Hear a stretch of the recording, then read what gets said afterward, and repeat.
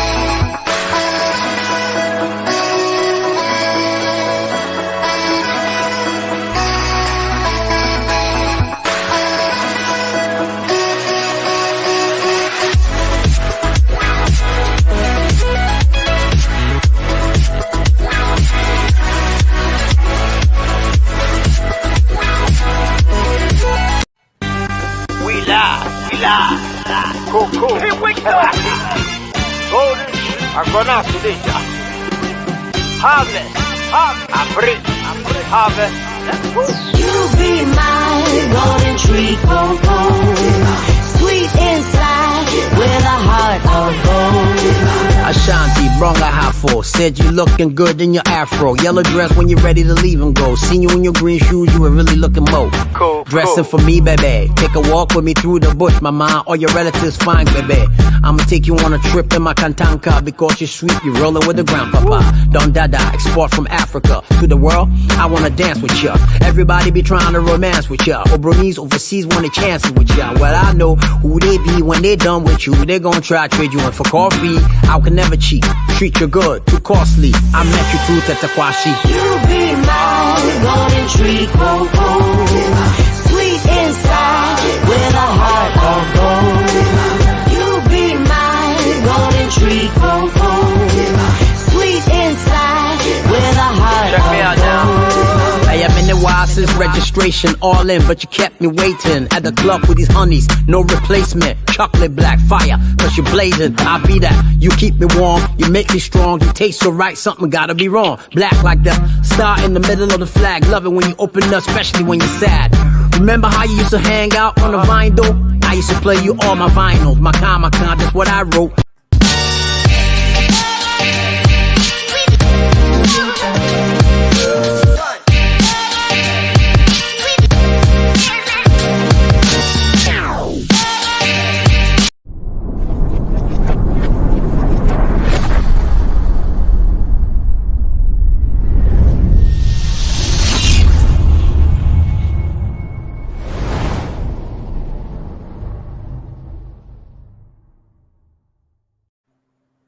Hello, everyone. Today is a beautiful Sunday. We are glad to be coming your way.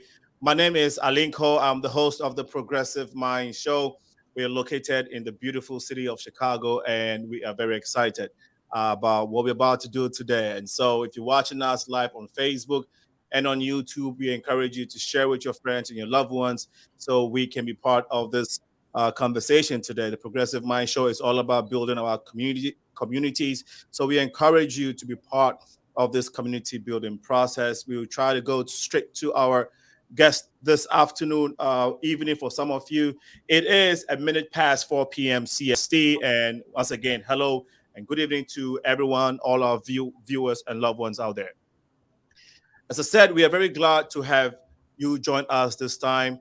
Again, if you're on the East Coast, it's 5 p.m. West Coast, for folks on the Central Time, is 4 p.m. This is our first show for October, and as October represents breast cancer awareness month, we are kickstarting our month by observing the theme of the month. We'll be talking to these beautiful survivors of breast cancer, as well as an expert who will be joining us in the show. I wouldn't say expert, but she's a medical doctor, and will be giving us some clinical expertise input during this conversation. Breast cancer is a cancer that forms in the cells of the breast. It occurs in women and rarely in men. The risk of breast cancer increases with age. Most breast cancers are diagnosed after age 50. And this is the little that we know about breast cancer. So by the time we're done or gone through our discussion this evening, we will learn a lot more than what we have just introduced you with. So without much ado, let me not waste time, go straight to our beautiful guest here. I am losing my screen. Okay, found it. Now we have Queen B. Now, Queen Deborah. Queen Deborah, how are you doing today? I'm doing fine, and yourself? I am brilliant. Thank you so much for accepting to be part of this show. It is the first Sunday of the progressive, the first show in the month of October for the Progressive Minds, and we have decided to dedicate it to creating awareness for breast cancer. So this is very, very important and dear to us, and so we are glad that you made it. It's trying to give me, my sister's trying to give me a little challenge, but we're going to override it. Next to Queen Deborah is ERIKA Barbosa, who's also a cancer survivor. ERIKA, first time on the show. Thank you so much for accepting to be on here. You're welcome. Thank you. My pleasure. And then next to ERIKA, well, not necessarily next, but also on the bill is ERIKA BRACEY. ERIKA BRACEY is also a survivor, now a philanthropist, an activist. She is an entrepreneur. She's a motivational speaker. She's done a lot. And we're glad that she accepted also to be part of this conversation. So ERIKA BRACEY, you're welcome. Thank you. Awesome. And I understand. So we try to get, what cancer is.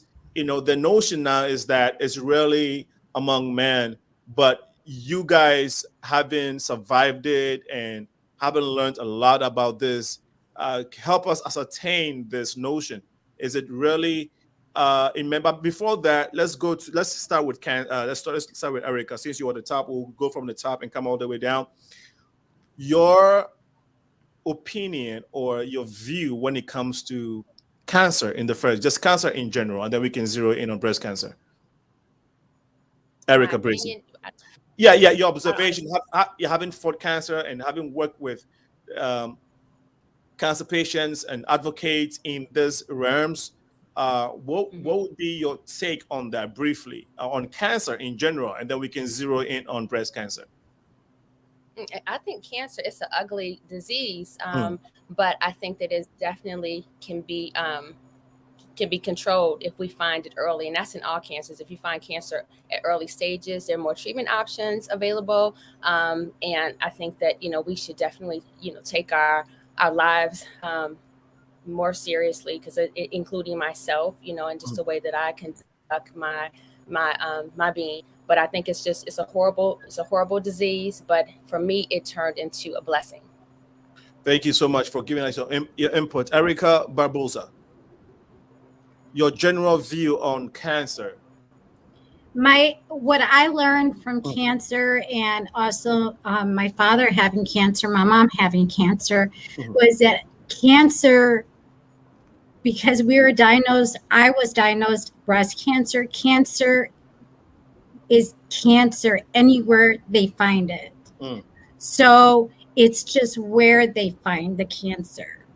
Wow. So I learned that we all have the same symptoms, from pain.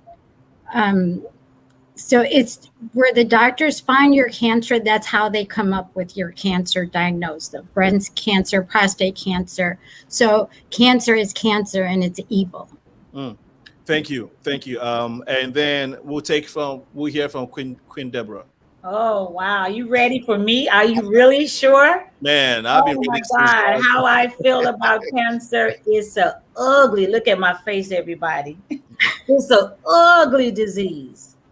And I wouldn't wish cancer on anybody. Cancer is not only a physical, but it's a mental. And I leave that right there for the next time. But it's a very ugly disease, but it's not only a physical thing, but it's also a mental thing. It messes with your mind too.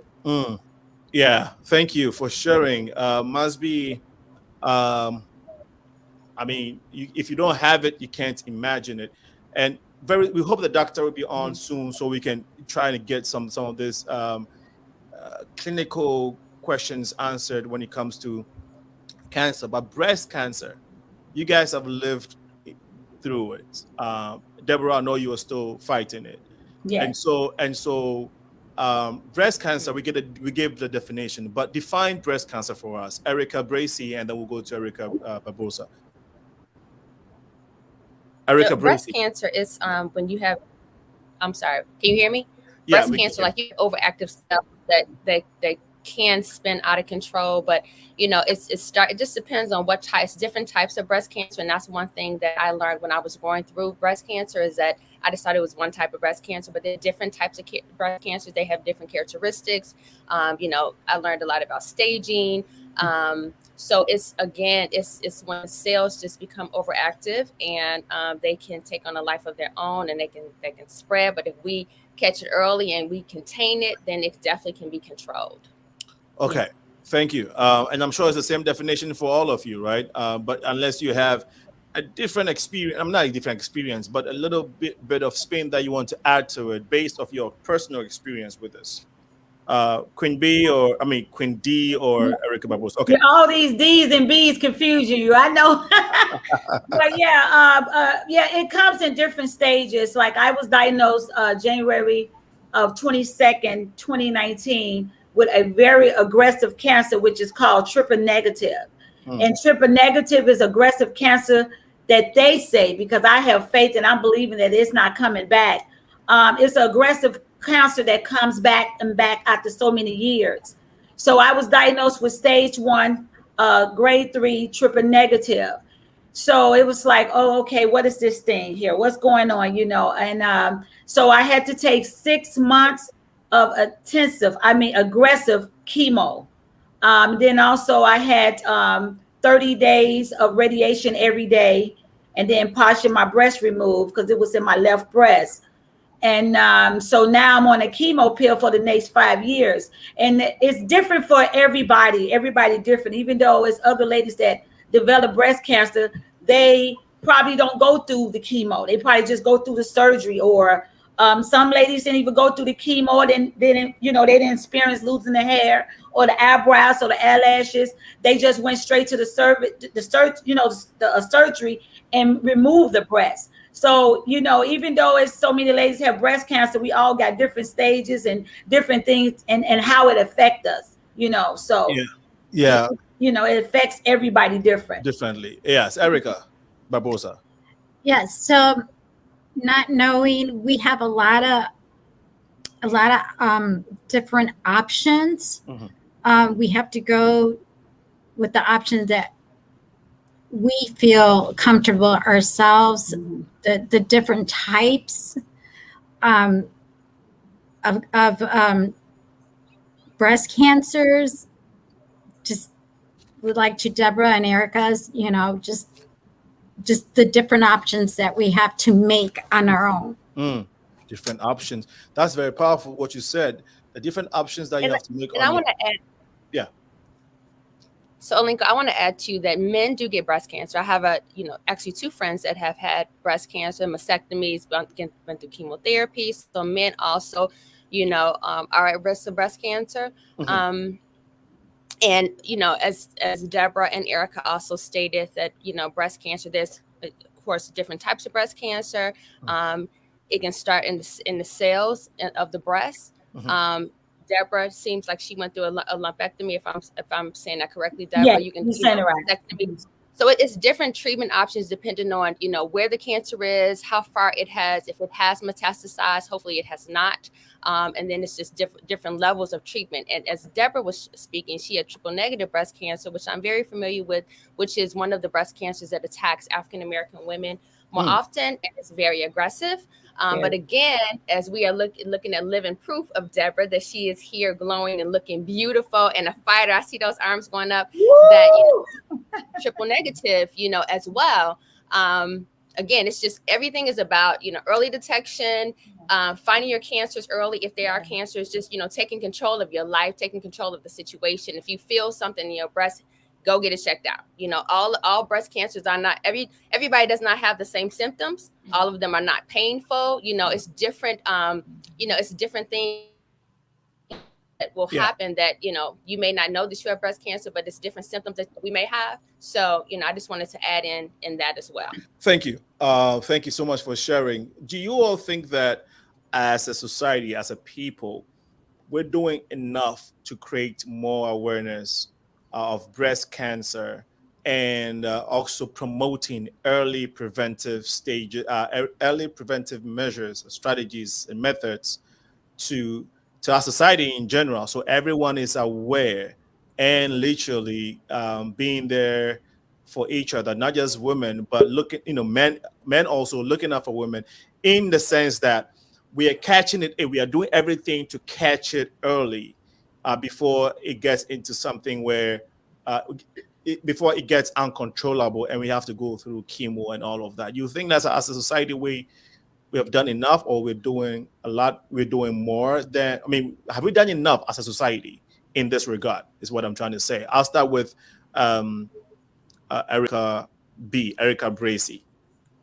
Okay. So I feel this. So, for me, I'm just speaking, this is only for me, is that breast cancer is one of the highest money-making cancers, in this world, So I feel from a perspective of just awareness, we have lots of awareness, about breast cancer, the pink ribbons. And I used to always say when I was going through cancer, I would go downtown in Chicago and during Breast Cancer Month, you see all the beautiful pink, you will see the ribbons on the building, but it never evoked any emotion in me to make me want to do anything different, should I say, before I had breast cancer. And I would just sit and I would go buy my pink, paraphernalia, and I would, wear it in support of Breast Cancer Month, because that's just what we were supposed to do, because that's what was presented to us. But when I got breast cancer, I felt like, there is not enough awareness out here. There is a lot of awareness, but for African Americans specifically, and, women of color, I felt as though it was not enough that made us do anything different. Let me just say that. And felt like some of the, you watch the commercials on the television, so you are aware of breast cancer, but just the effects that it has on our communities and the lack of resources that we have in our communities, that was a problem for me. And so that made me want to, when I finished treatment, although I didn't think I had a voice or a platform or anything like that, it made me want to do more and to rally and find women like these women and, and other women, and create our own platforms to give the awareness, to give the true awareness, to hear real stories from real people, about what's going on, in our communities and what they're facing. Because if we are not putting ourselves in a position to hear what's going on, to hear the truth about it, then we'll continue to do, to just be satisfied with the status quo. And that was not acceptable to me. I agree. Okay. Queen D agrees. So yeah, I agree. Please share with us. Okay. As ERIKA was talking, way before I got diagnosed in 2019, I just had my mammogram done a year before and it was fine. So I discovered the lump myself and I noticed it would start growing. But as ERIKA was talking, it's not enough in our community to say, hey, like she said, the pink every month, the walk, but it's not enough what word I'm looking for? Awareness. There you go. Enough awareness for us in our community. I think, it's only like once a year they want you to get your breast check. I think it should be every 6 months. I think it should be inside the schools now at an early, and right now, and sometimes they say you should just wait till you're 50 or 30. Man, and some of these breast cancer groups, these ladies have developed cancer at 18 and 24. So I just don't agree with it that you got to wait till a certain age. Since I got diagnosed and I'm around a lot of breast cancer ladies, you got ladies 18 to 24 years old that have developed breast cancer. So Yeah. And Alinko, I'm not trying to hijack your platform, but I think that when, you said something great, Deborah, but also just from the radiation perspective, not the radiation for breast cancer, but just what you will be, going through mammograms. And, there is a reason why you only get a certain, you get one a year. But also, I do agree with you that women are getting it younger, and they will give you mammograms if you had a family history, if there's something going on, if you found a lump young. Yes. But literally, I think it's I think it's 50. If you can correct me, Wendy, if I'm incorrect, 50 is the number this year. I think that you should do it at 40. I think that we have to do our self exams as well. I think we should get ultrasounds. Like, that is what I think there should be a supplemental for people that have had breast cancer. That's one thing that, I do. And I also get an MRI just to make sure, because I have very dense breasts. So Wendy can probably speak more to, the why, we should get mammograms at certain times, but also, supplemental things as well. Thank you so much. And would like to, I think we haven't heard her, ERIKA Barbosa's viewpoint on the topic. I mean, on the question that I asked earlier. So we'll take hers, and then we will talk to Dr. Wendy. I do not believe that we're doing enough. I was diagnosed in November, so it wasn't breast cancer awareness. So why is breast cancer awareness only October, when we as breast cancer patients go through it year round?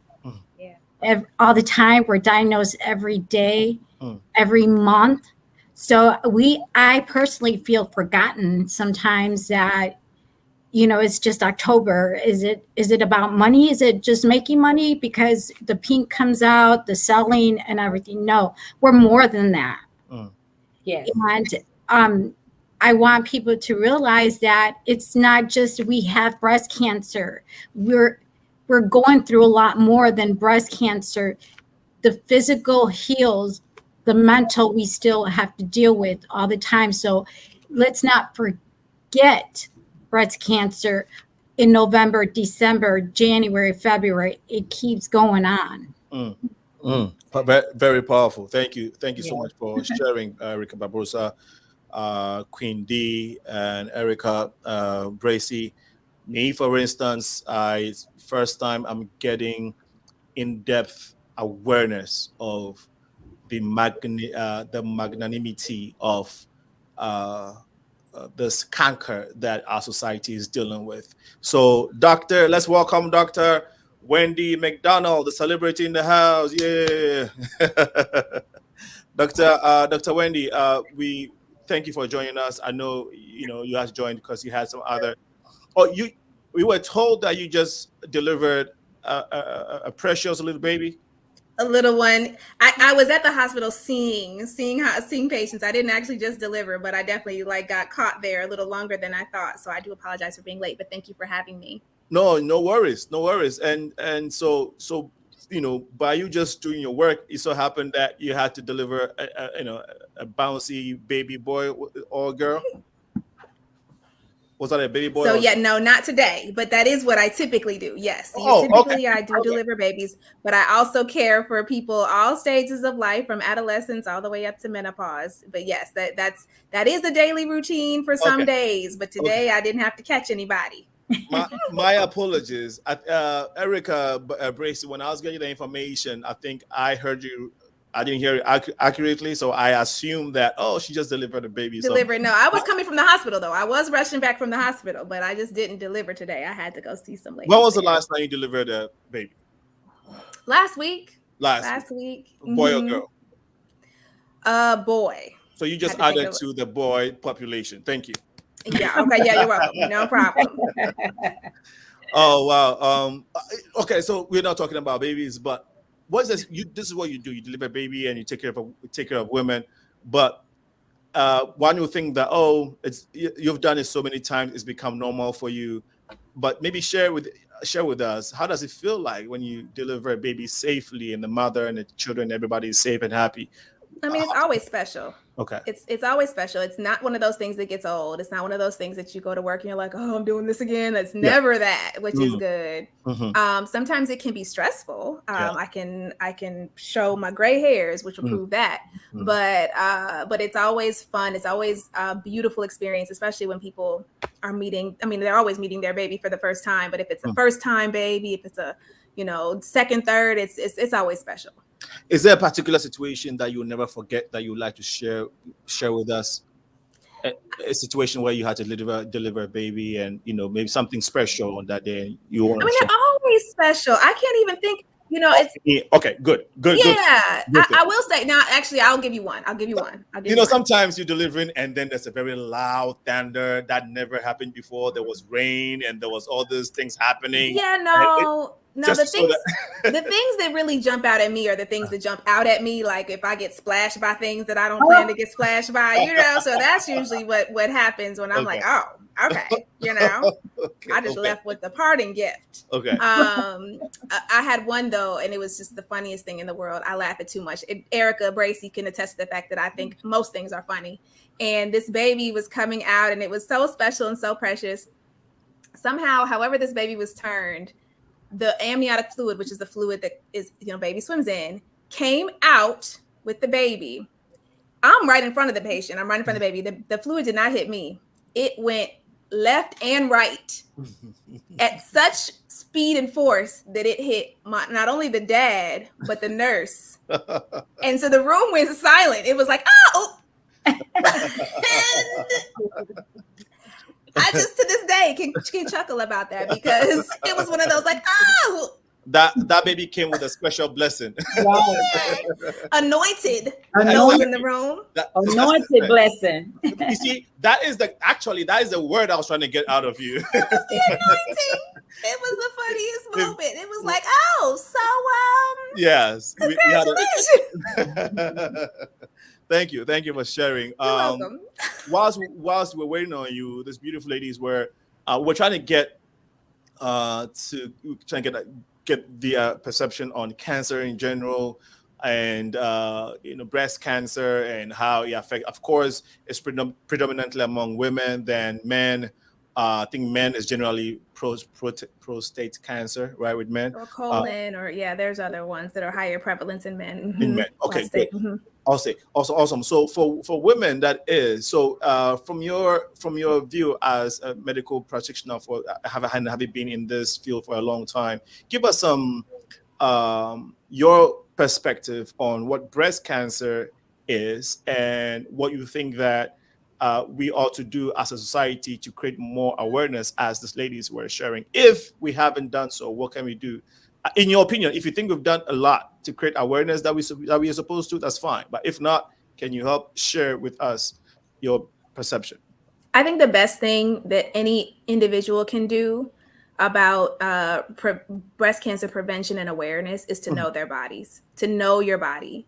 I just saw a really powerful story, read a powerful story yesterday online about a woman who said that she didn't know that she needed to know about her breasts until she was waiting to, talk to the oncologist after she had 3 lumps diagnosed. And she said she thought they were there. She thought she had known about them, but she didn't know anything about prevention. She didn't know how important it was for her to get checked out. And it took her about 4 months to go into the doctor to be evaluated. And it wasn't until she was diagnosed that she even learned about prevention. We talk about screening mammograms. That's a super important thing that, ERIKA, you mentioned that they can start at 50, but they can also start at 40 or earlier, depending on your family history. Self-breast exams. There was a lot of debate about self-breast exams. There was a study that came out in 2008 that talked about the fact that self-breast exams can lead to more harm than good. And the harm that they were talking about was the fact that the majority of lumps that a person will find on their own if they're doing those self-breast exams will not be cancer. That doesn't mean that they're not all cancer. And some ladies on this panel already have probably mentioned that they found their own breast cancer by feeling it themselves. But the harm was that the chances of them undergoing further testing and treatment for something that was benign was higher. Well, for me, I'd rather go get something checked out that's benign than not know anything about my body at all than be told, no, don't check that because you might find something that doesn't that's not going to be harmful to you. Sorry. Not only am I in my kid's room, but they're downstairs, and the shenanigans is going to take place. You'll probably hear in the background. So, you know, just take that for what it will. But my point is that self-breast exam, self-awareness of your body, there should never be any human telling another human that you don't need to know, you don't need to check, because, oh, it might not be anything. But what if it is? And why can't we know? Why can't we investigate? And so I think that that's the best thing, is to be aware of our bodies, to know, you know, what's there, what should be there, what shouldn't be there, and to not be afraid, because I think the unknown is what gives people fear, which has people shun away from that information. Yeah. Thank you so much for sharing. We'll come back to you, Dr. Wendy, but we appreciate you sharing that with us. It's 27 minutes past 4 p.m. You're watching the Progressive Mind Show live on Facebook and on YouTube. And we have dedicated today as the beginning of the month of October to create more awareness for breast cancer. And as we are learning, it should not just be the month of October. Breast cancer awareness should be every month, or it should be an ongoing conversation, just like how everybody's talking about COVID, and you got to wear a mask, and you got to do this and do that. I think it should be okay. Who's agreeing? Okay. All of us. All of us. It shouldn't be, you know, because we like over the top with COVID, because I call it the boogeyman. So because you don't see it. And I think it should be the same way with breast cancer. You know, this breast cancer have changed my life. I would never be the same. You know, I would never be the same, not only with my physical, you know, with my fingertips are still numb, my vision. I suffered with anxiety attack because the chemo damaged my nerves. But my mental, you know, the way of thinking, you know, it's totally different, because I could look in the mirror and I could look at my smile and I could say, there she go. But inside, something have happened inside of me. How long have you had it? How long have you had it, if I may ask? For 2 years. I got diagnosed January the 22nd, 2019. A very aggressive cancer, triple negative. So it's been 2 years. Yay, I'm still here, you know. Dr. Wendy, triple negative, is that the most common type of cancer that affects women? It's not the most common, but it's definitely the most aggressive, because the estrogen receptor, progestin receptor, and I'm actually blanking on, I think it's HER2 receptor. These are all receptors that the chemotherapy can target. And that the like anti-estrogen, like there's different like anti-cancer drugs that can target those particular receptors if they're present on the cancer. And if they're not there, it's like it can elude and evade treatment a lot easier. So it's not the most common, but it's definitely, like, unfortunately, one of the worst to get is triple negative breast cancer. Can you maybe tell us a few of the common types of breast cancers that are out there?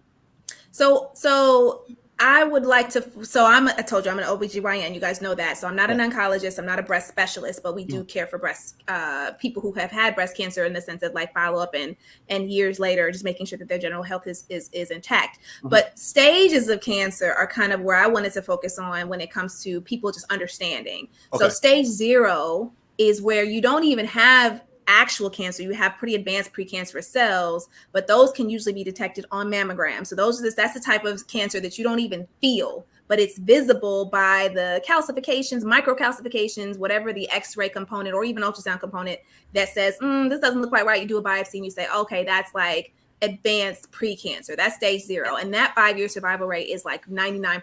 If we can get rid of that, remove the lump or remove the area, maybe even treat with radiation or chemo if necessary, if it's that aggressive type, then that's reasonable. Stage 1 is where it is potentially palpable, as in you can feel it, but it's still confined to the one breast. So those are the types that can also be treated with either local excision or sometimes even mastectomy, and can be treated with chemotherapy, radiation if appropriate, depending on the grade. Because there's stages, which is location, and then there's grades, which is like how aggressive the cells are behaving. And also there's like ductal versus papillary. There's different locations of breast cancers. But again, that's deeper than my, I learned this stuff back in residency, but it's gone.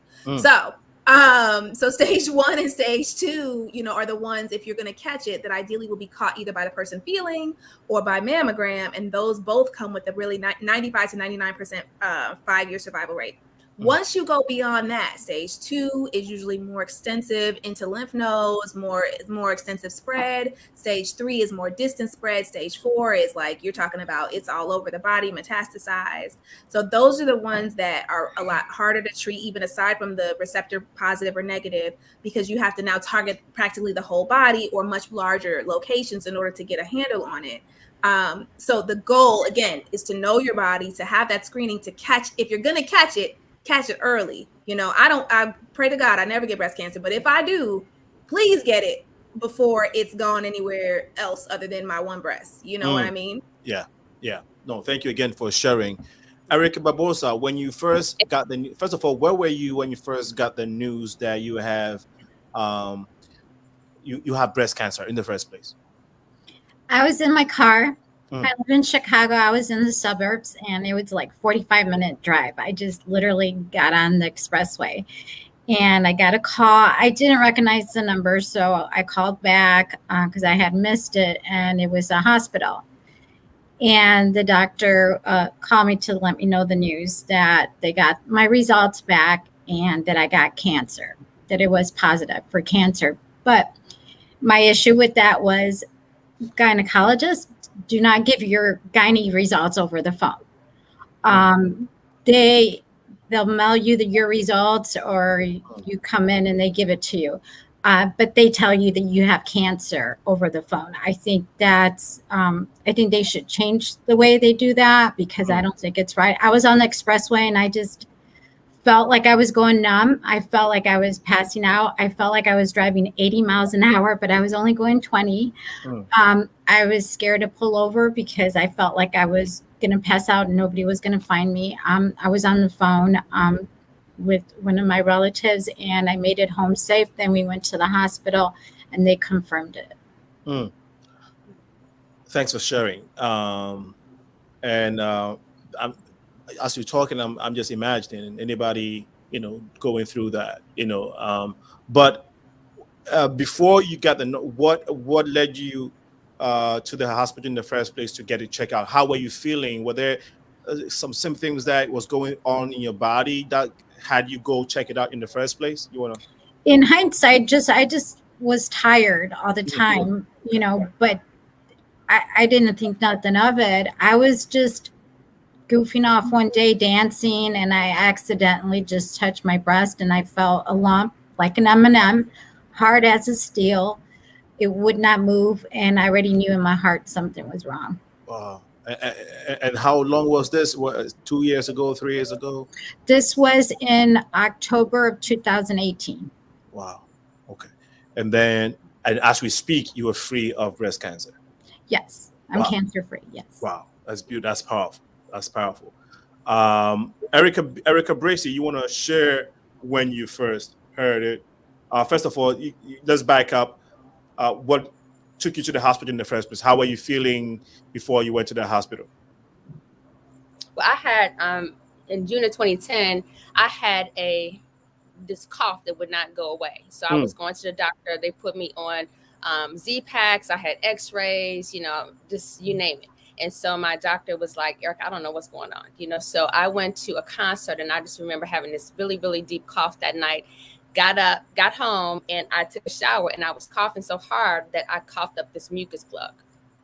And I was like, okay, this is kind of weird. So then I was looking at Love Jones, just, continue on with my day. And when it went off, I just remember something just said, I just took my hand and put it on the side of my breast, and I found a little, it felt like a little pea. It was very small. And on a normal day, I would have ignored it because, women, we feel things all the time. But I went to my gynae at that time, and I had her to, check, and she felt it too. Then I went to the doctor and got a mammogram, and they did 7 slides. They saw nothing. They were sending me home. And I remember I had 7 years prior, I had a cyst that was detected through an ultrasound. So I asked, can I have an ultrasound? They said they didn't think it was necessary, but sure, you can get it. So I went and got the ultrasound, and You know, I laid back on the table. I'm looking at the screen. The assistant's looking at the screen. We didn't see anything up there. So I was getting up off the table. And then I said, you know what, I know I felt something. Can I try to find it? She said, sure. Put your hand, you know, lay back. And I laid back, put my arm back, and I put my hand right on. I said, it's right here. She said, open your fingers. And they put the monitor on it, and it appeared right there on the screen. And so that's how, what led me to the doctor was that I felt something. And then, you know, through my own, you know, just knowing my body, I said, look, I'm not going home today. I want to, you know, it was just something that's eating inside of me saying, I know I found something. So that's important too for women. When you know you find something and somebody else tells you that, you know, we don't see anything, you just say, no, well, let me try to find it myself. You know, don't just give up on yourself, like keep going. And then I went to, when I actually was diagnosed, they called, same thing with ERIKA, they called me. But they told me to come in, and it was a little opposite from ERIKA Barbosa, because I said, well, is everything all right? They said, well, yeah, you know, we just, you know, like the doctor likes to come in and talk to you, but everything is fine. So I'm thinking I'm going in just for her to tell me no. And I get there, and it's a pink robe and everything on the bed. And I'm like, who put that on? Like, I'm good. And so I sat down. I remember not putting that robe on, but I sat down, and then the resident came in, and she was looking at the chart, and I'm like, you just read the chart already. Like, what's going on? And she said, ERIKA BRACEY, you have breast cancer. And it's like my whole world just shattered into a million pieces. Wow. Let's hear from Queen D. ERIKA BRACEY, you said this happened 2017. I just want to make sure I got it right. This is 2010. So this is 11 years for me this year. Yeah. Wow.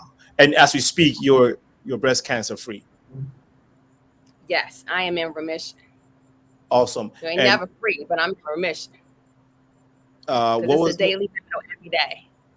Okay, what's the meaning of that? Can you help explain for somebody who? The meaning of it is that I am, you know, I am cancer free. I am in remission. You know, so I look at it differently. I look at it like, you know, I live life every single day. So, you know, my freedom comes with me just, you know, accepting today and what I'm dealing with today. But it's a daily battle. Every day you get up, you just thanking God every day. Like, thank you, you know, because you never know when things could change. But I live in a space of, you know, I am in, you know, remission. Right. And there's no detected cancer in my body. Wow. Thank you again for sharing. Really appreciate it. Queen D. I just make it D. Yeah, I like that. Okay. As I was sitting here, I started to go through all my emotions, hearing all the ladies, because I'm so new, and I'm still dealing with so many other things with my body. But when I found out I had was diagnosed with breast cancer, I went to my my doctor. I had to go to my not my oncologist, but I went to my primary doctor, and he had to tell me what they found out and everything. But when he walked in, I already knew, because he had his head down, you know, and I was like, oh my Lord, you know, I say, oh my Lord, you know. And so when he looked at me and he dropped his head and he said, I'm so sorry, you have breast cancer. I just sat there, and I just couldn't do anything. And he just looked at me and he said, I'm so sorry. And I remember having an out of body experience. Like, I can remember my body coming out my body and just start going around the room, like screaming and hollering within myself. And then I stood there and I began to cry so hard. I mean, just so hard, because when you hear the word cancer, you think of death right away.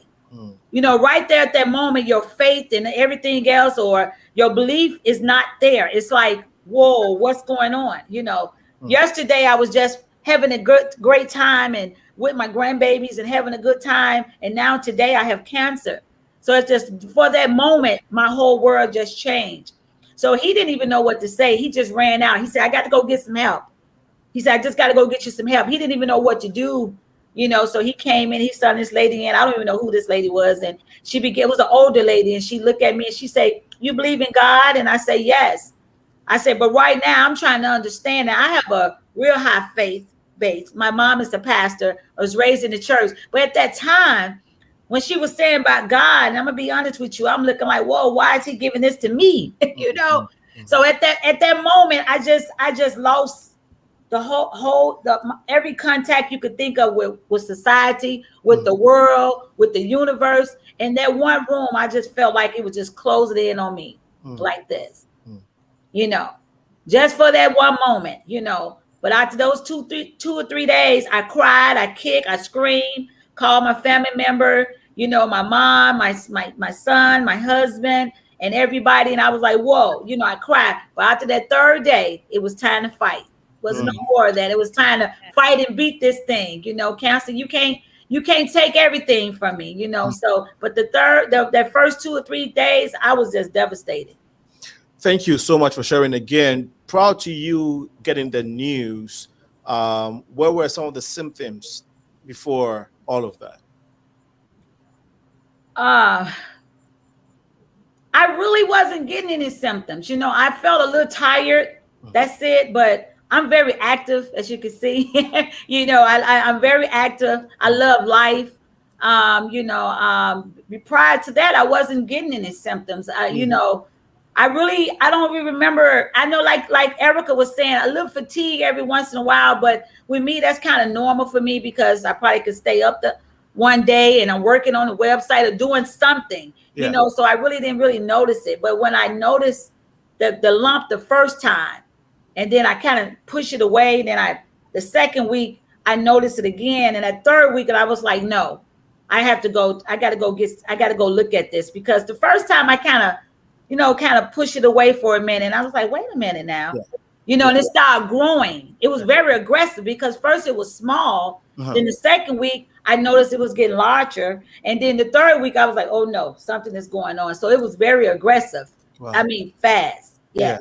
Yeah. Dr. Wendy, what causes breast cancer? I mean, there are a number of risk factors. Age, as we age, our risk goes up. Caucasian women are the most likely group of people to get breast cancer. Black women are a close second. Black women are more likely to die from breast cancer. We're more likely to have more aggressive breast cancers. Alcohol use, smoking can all increase your risk. Family history can increase your risk of breast cancer.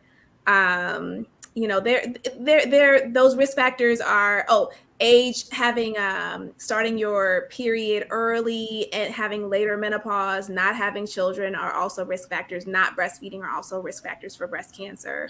One thing I want to just make a good point about, and you ladies have all basically, said that you found your own lumps. And I think that some people are so afraid of that word cancer that they would rather not even check. They don't even want to know. I don't even want to know. I don't want to speak it. I don't want to bring it into existence. I don't want to, and I think that as evidence of this panel, my goal with anybody as I'm doing an exam for all my patients or even on myself is to find it. It's not to bring it about. It's not to evoke it, but it's to find it. Because if I can catch it, then I can prayerfully stop it, as opposed to, letting it grow and fester and do the things that it can sometimes do. Some people will come to me because they had noticed breast pain. Usually breast cancers don't cause pain. Usually the cancers are actually painless, typically. Mobile lumps, if a person feels a lump and they can kind of push it around, those are actually usually not the scary ones. Usually the scary ones are the fixed ones. But to ERIKA BRACEY's point, the thing that I also tell people is I have a low threshold to screen, real low threshold. If you feel something or you think it's a little dimpling, and even if I see it or if I don't, I'm gonna be like, hey, you want an ultrasound? You want a mammogram? Go ahead, let's go. Because it's easy, and maybe I sit in a place of privilege too, that access is not an issue where I am, but where I can say, hey, let's go check it out. Like if ERIKA came to me and she felt something, and if I didn't feel it, I still would be like, hey, I don't feel it. I think it's okay, but I can send you for some imaging, because I'd rather do that than have missed it, or there be something that maybe I don't see. Now, one more thing to know before I shut up is that breast changes can occur before a person's menstrual cycle. So if a person is leading up to their menstrual cycle and they feel like there's this new lump, sometimes I'll say, hey, let your period come and go, then see if it's still there or gone.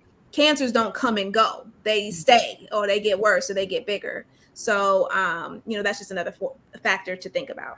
Thank you for sharing. Yes. Can Yes. I add Go ahead. something to that, Michael? Is that, first of all, Wendy is my doctor. She's my gynecologist, but I can attest to her giving personalized care. And that's something, a term that I would like to share with many people is that, I always say doctors work for us. And a lot of times we have it flipped, and whatever they say is Bible to us. But, you have to take control of your own life and advocate for yourself. And if you don't understand, they got to break it down to the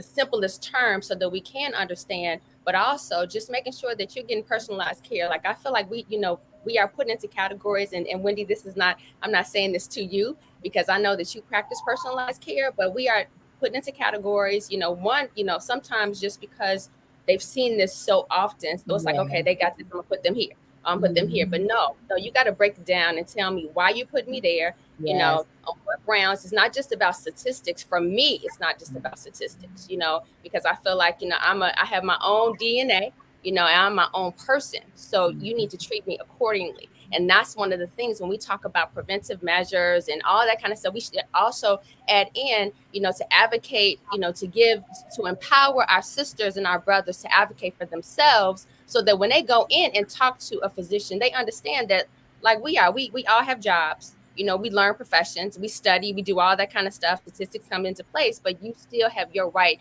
to your own voice, and for them to be able to explain things. And if they cannot, they need to go get the information and then report back to me what the answer is. Yeah. I also want to add to Dr. Wendy's on the risk factors. My risk factor was environmental. So when I asked my doctor because I wanted the specific environmental, so I don't do that again, she said it could be in your household products, in the air, in the food we eat. So not only to what Dr. Wendy said, it's also environmental. They checked my genes, and my genes were great. They weren't mutated. So something in this world gave me my breast cancer. Something this world gave you. And those are some of the things. Are some of those things, can we classify some of the stuff we eat Absolutely as part of the things that, okay. Absolutely. But to speak to that, we're talking about, processed foods, especially ultra processed foods. And ultra processed foods, my husband always brings up Pringles, which we love. They're delicious. But like, what is that? What is a Pringle? And if you look on the back, the amount of things in a Pringle, no shade to Pringles, don't be coming for me, is that, it's not like just a potato chip. It is considered an ultra processed food because there are a number of things in there that are put together to make that crispy, thin thing that we eat. And that doesn't mean that you can't have it at all. I just finished telling you, we like them. We eat them like maybe once a month, rare. The majority of our foods are fruits and vegetables. And I'm not a vegetarian or vegan, and I'm no shade to those who are or are not, but I eat a lot of fruits and vegetables. Plant-based diet is ideal for anybody trying to prevent any cancer. Any cancer. Yeah, anything. Thank you. Yeah. Yes. You all want to chime in on to what she said? I mean, the point that ERIKA Babusa just made is profound, just like all the points that you guys are making. But the reason why that cut me that hit me hard is that he said it could come from somewhere else. It could be something. And so if it's coming from outside, that means we could be inviting these things into our bodies. Yes. And how do we get things into our body? Through the things we drink and the food we eat. And so it becomes very, very, very crucial that we pay attention to this. But Queen D, I know you wanted to. Yes, I do. You can see me over here being Yeah. And also stress. Yeah. Okay. Stress is the number one on a lot of things. Stress also, it's just not your food, it's not environment, it's not, all the other things that the ladies, we got to add stress, because stress could break down the body. Stress can do so much, and just don't cause cancer. It causes so many other things in your body. So, I have learned that, the stress, I was on a lot of stress way before I got diagnosed. Before I got diagnosed, I had, arthritis issues.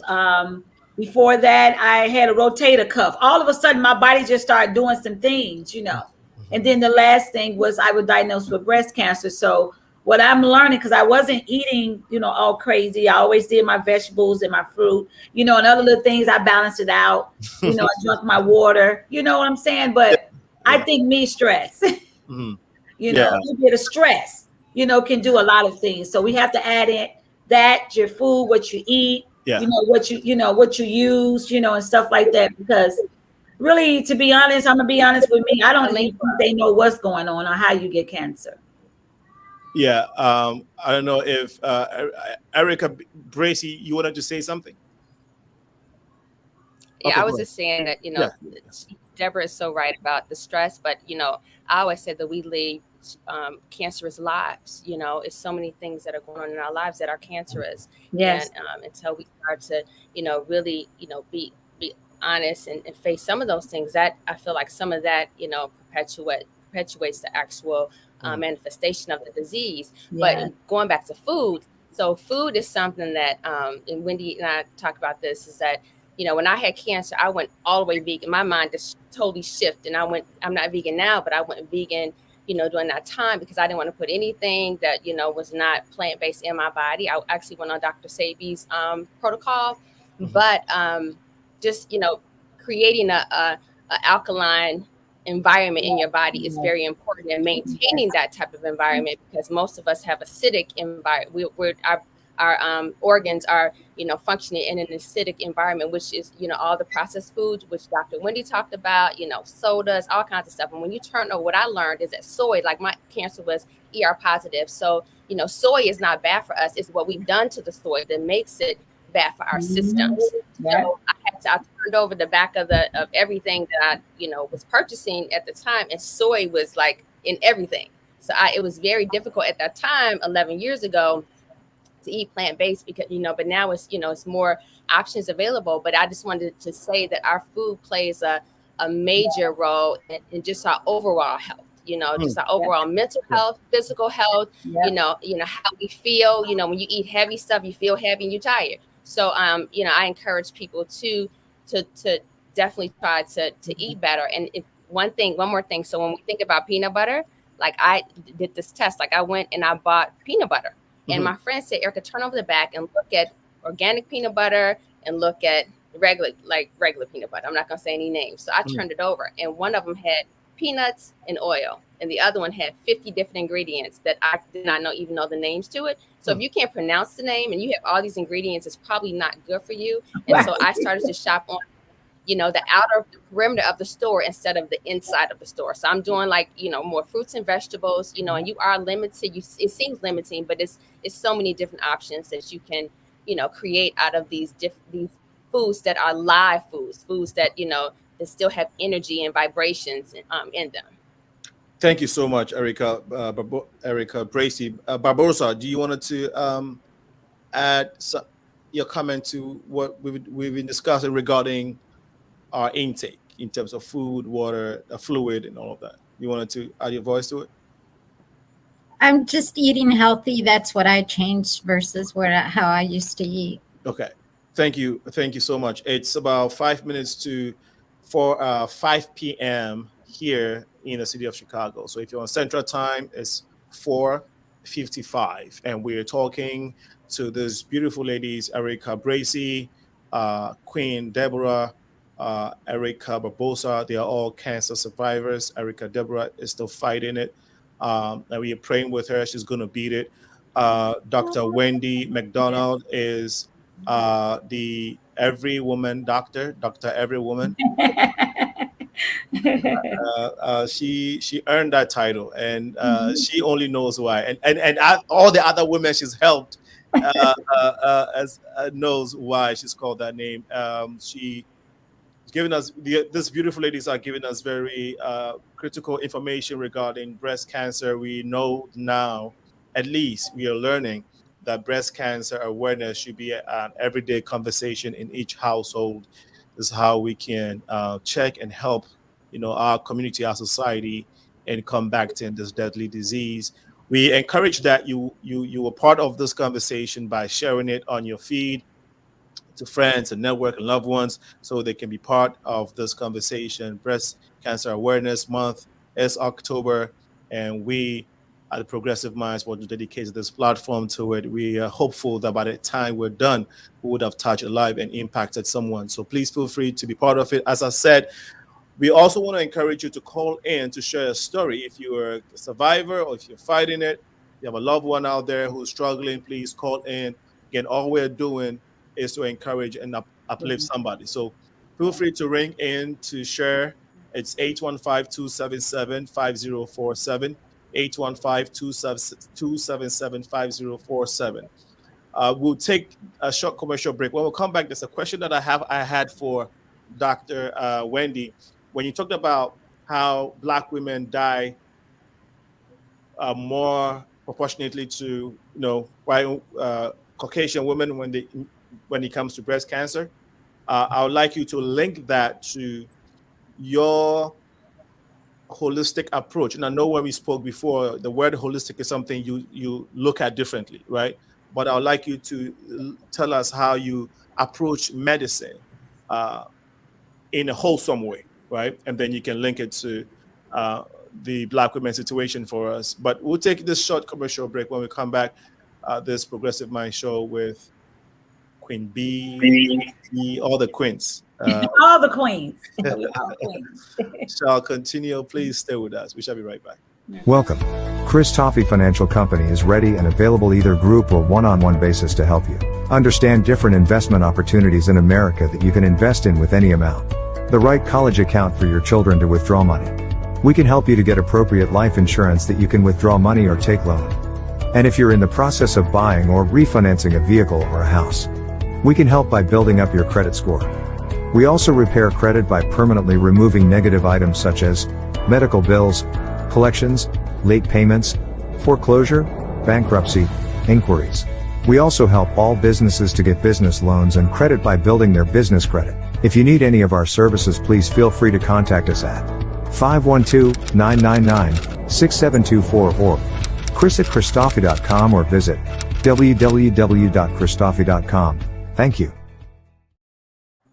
There is a cry. Aglo, Aglo, Aglo. Aglo Bolingbrook Lighthouse is a network of caring women. We are a dynamic global movement with a single mission to see God's purpose fulfilled on earth as it is in heaven. Our mandate is every nation touched and every heart changed for God. We invite you to our prayer meeting every Saturday and breakfast meeting held every last Saturday of the month from 8 a.m. to 9 a.m.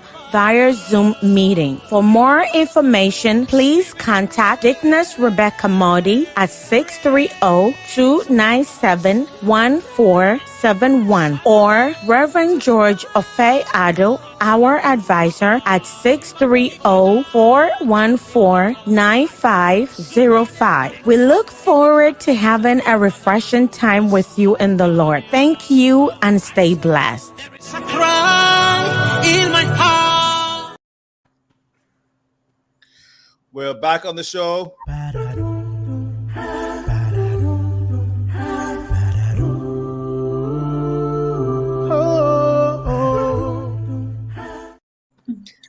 You've been watching the Progressive Mind Show. My name is Alinko, and this is where we build our community through these dialogues. We are a 501c3 radio show, media platform. So we always want to encourage you that you visit our website, thepmsshow.com, and make your contribution to us. Of course, it's tax deductible when you contribute to us.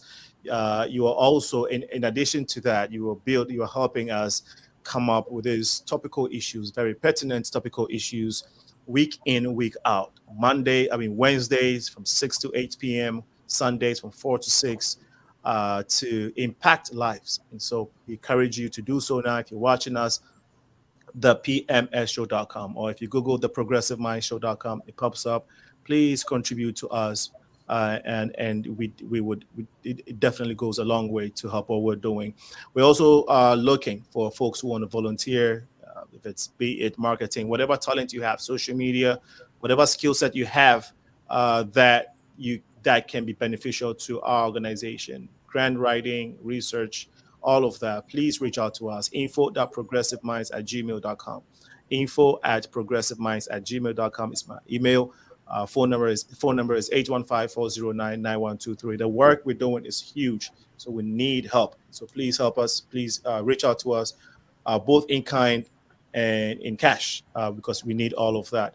Just yesterday, we had a very powerful soccer tournament. I had to say this from the beginning of the show, but this campaign was this conversation we were having now is very important. So I missed it, but wanted to congratulate the Ghana Black Stars team, the Chicago Ghana Black Star soccer team, for winning the Chicago Africa Unity Cup yesterday. It was a beautiful soccer tournament comprising of 6 African countries: Nigeria, Cameroon, Togo, Ghana, and Congo. Beautiful game. And unfortunately, one of our players got injured. We wish him speedy recovery.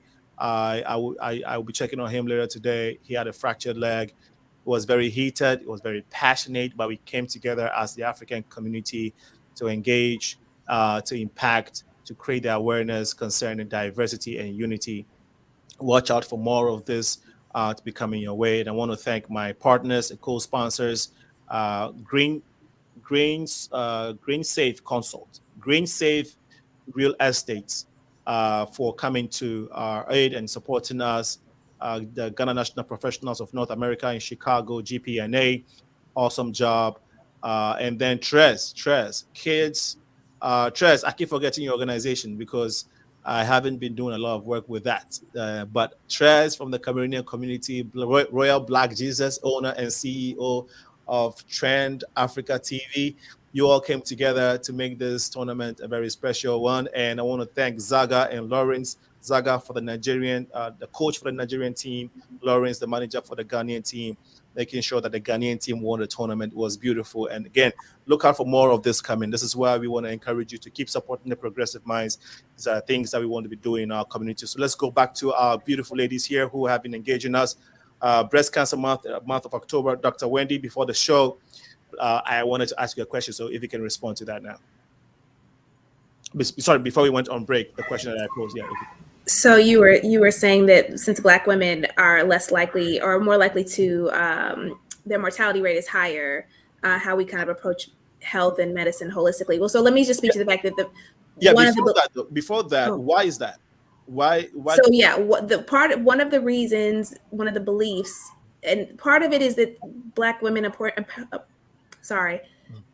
have disproportionately more aggressive breast cancers. And I don't know why that is. If there is an environmental component, if there is a stress component, I'm not 100% why the prevalence of aggressive breast cancers is there. But there's also, unfortunately, a delay in some cases of diagnosis. There's sometimes an increased time elapsed between an abnormal mammogram and the follow-up imaging / biopsy. And some of that just has to do with communication and the information that's provided and access to those services. So I don't have a complete answer to that, but there's definitely some correlation there. Okay. All right. And then go ahead with why you approach medicine the way you do. So I had mentioned when we first met that I approach it holistically, and I won't take up much time, but I'm not a holistic doctor, because when you hear that term, sometimes you think of a very specific subset of people who, focus on just herbs or focus on just, lifestyle and not medicine, an avoidance of Western medicine. And I definitely embrace Western medicine, but I also embrace Eastern medicine. I also embrace mental health. I also embrace that healthy diet, the plant-based nutrition. Whether or not a person decides that they want to be vegetarian or vegan, you should eat fruits and vegetables. You can be a vegetarian and not eat vegetables, because some people who are vegetarians, they just don't eat meat, but that don't mean they eat vegetables, but you got to eat some vegetables. So I think that all of those things are important. And I think a person's overall health contributes to their individualized, components of their health. So if a person is dealing with stress, dealing with life changes, dealing with relationship issues, dealing with their own history of trauma, which all of us have some level of history of trauma, but not dealing with it on a level that they can move out of it, move forward, Because the other thing that, you know, Queen Deborah mentioned was that stress is a component. We all have stress. Everybody has stress. It's less about avoiding it and more about managing it, to me, in my opinion. Because I think that our lives are a steady approach, you know, come and go of stress. It's like waves in an ocean. It's gonna come. Like I don't know anybody, you know, who could say that they don't have any encounters with stress. But how do we manage it? Do we talk it out? Do we meditate? Do we pray? Do these things that we're doing work, or do we need to try a different approach in order for us to maintain our level head? Do we stop and breathe? You know, so that's what I mean when I say that I approach things holistically. I think that the entire body is important, but that doesn't mean that I avoid science or don't embrace that need for the things that we know evidence supports. Thank you. And you also believe in herbal treatment to some of these ailments and diseases that we're struggling with as a people? Because there's a group of people who also approach health from that perspective. Like herbally. I mean, you know, I think that, you know, black seed oil is good. You know, I'm a fan of turmeric. You know what I'm saying? There are things that I think that are good for us that actually have evidence to support decreasing inflammation, increasing cell turnover. Do I think that a person can treat breast cancer with herbs? I don't. You don't? Okay. No. I am sure there's some naturopathic medical practitioner or some herbalist or traditionalist who is sitting somewhere and saying, look, we have this natural or herbal cure or ways of dealing with cancer, breast cancer. I'm sure there's people who are out there who. Oh, I'm sure. And I actually, one of my mentors passed away using only herbal, only natural remedies. And and I'm not saying that that's, you know, that's one person, right? So I'm just saying that I think that that's a way to approach it, but I don't know that that's the way that's going to give you the best chance of survival. Absolutely. Thank you. Yes. Let's speak for ourselves. Wendy. No, I'm sorry. Dr. Queen D. Oh yeah. You know, I have to, you know, come in with the doctor with that, because I am a cancer survivor, and I was approached with so much that I actually had to stop answering my calls because it was so confusing. Because, you know, I just got diagnosed. Everybody loved me. You know, you got your support, and everybody, you know, calling and say this person do natural, and this person say, you know, can I say this, smoke weed all day and they're supposed to help, you know. It was so many things going on. Do not take chemo, you know, chemo kill you, you know. It was just so much that I had to just like, okay, let me shut everything down and let me just listen to the inner person, which is myself, and pray and see which direction to go. And, you know, don't take chemo. Chemo is bad. It's going to lose your hair. I'm like, I don't care about my hair. I could put a wig on. You know, at that time, I'm like, I want to live, you know. So I had so many different approaches to go, you know, just do herbs, just do this. And I'm not, like the doctor said, I done lost 5 or 6 of my breast cancer ladies that started with the journey, and that's all they did was the herbs. You know, they didn't want to do the chemo. They didn't want to do the radiation. They didn't want to do anything. And bless them right now, you know, because I was really talking to them and we was encouraging each other. And they kept on saying, don't do the chemo. And I said, you know what? I'm not going to stop you from doing what you want to do. I said, but I have to do what's best for me. You know, and so I'm glad I decided to do all 3. I had to do everything because of the aggressive cancer that I was diagnosed with. You know, you're doing natural herbs. I do right now. I eat healthy. You know, I do my vegetables. I do my fruits. I do all my, you know, everything, the vitamins. I drink water. You know, I changed my diet. You know, but I'm also on the chemo pill, and I also did chemo and radiation and surgery and everything so I can fight and live, you know. But like the doctor says, so many other breast cancer ladies, they don't believe in the chemo. They just go natural. But I think you need more for this disease. That's just my opinion. Yes, please. ERIKA, BRACEY. I was going to say that I'm torn between the two. So I did both. But someone talked to me about just natural medicine, and I am all about, you know, natural medicine too. But I did both. I did Dr. Sebi's protocol, which is all, you know, natural, but then I also did Western medicine as well. So I did radiation. I took tamoxifen for 5 years. But I just think that it's a personal choice, and we have to respect choices that people make for themselves. And we all have one life, and this is our own life to live. So we can be given information, but then we have to, after we have all the information we need, we have to make the educated guess.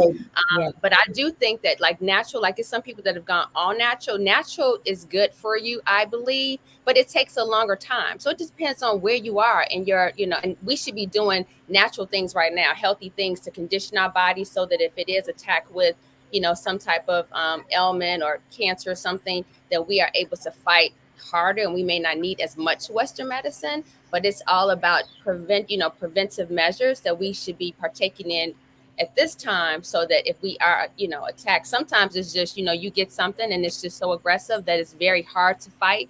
And so you do need something more aggressive. And I've known people that have gone all natural, but then, when they got down to the wire, it's like, okay, I want to go Western, but it was too late.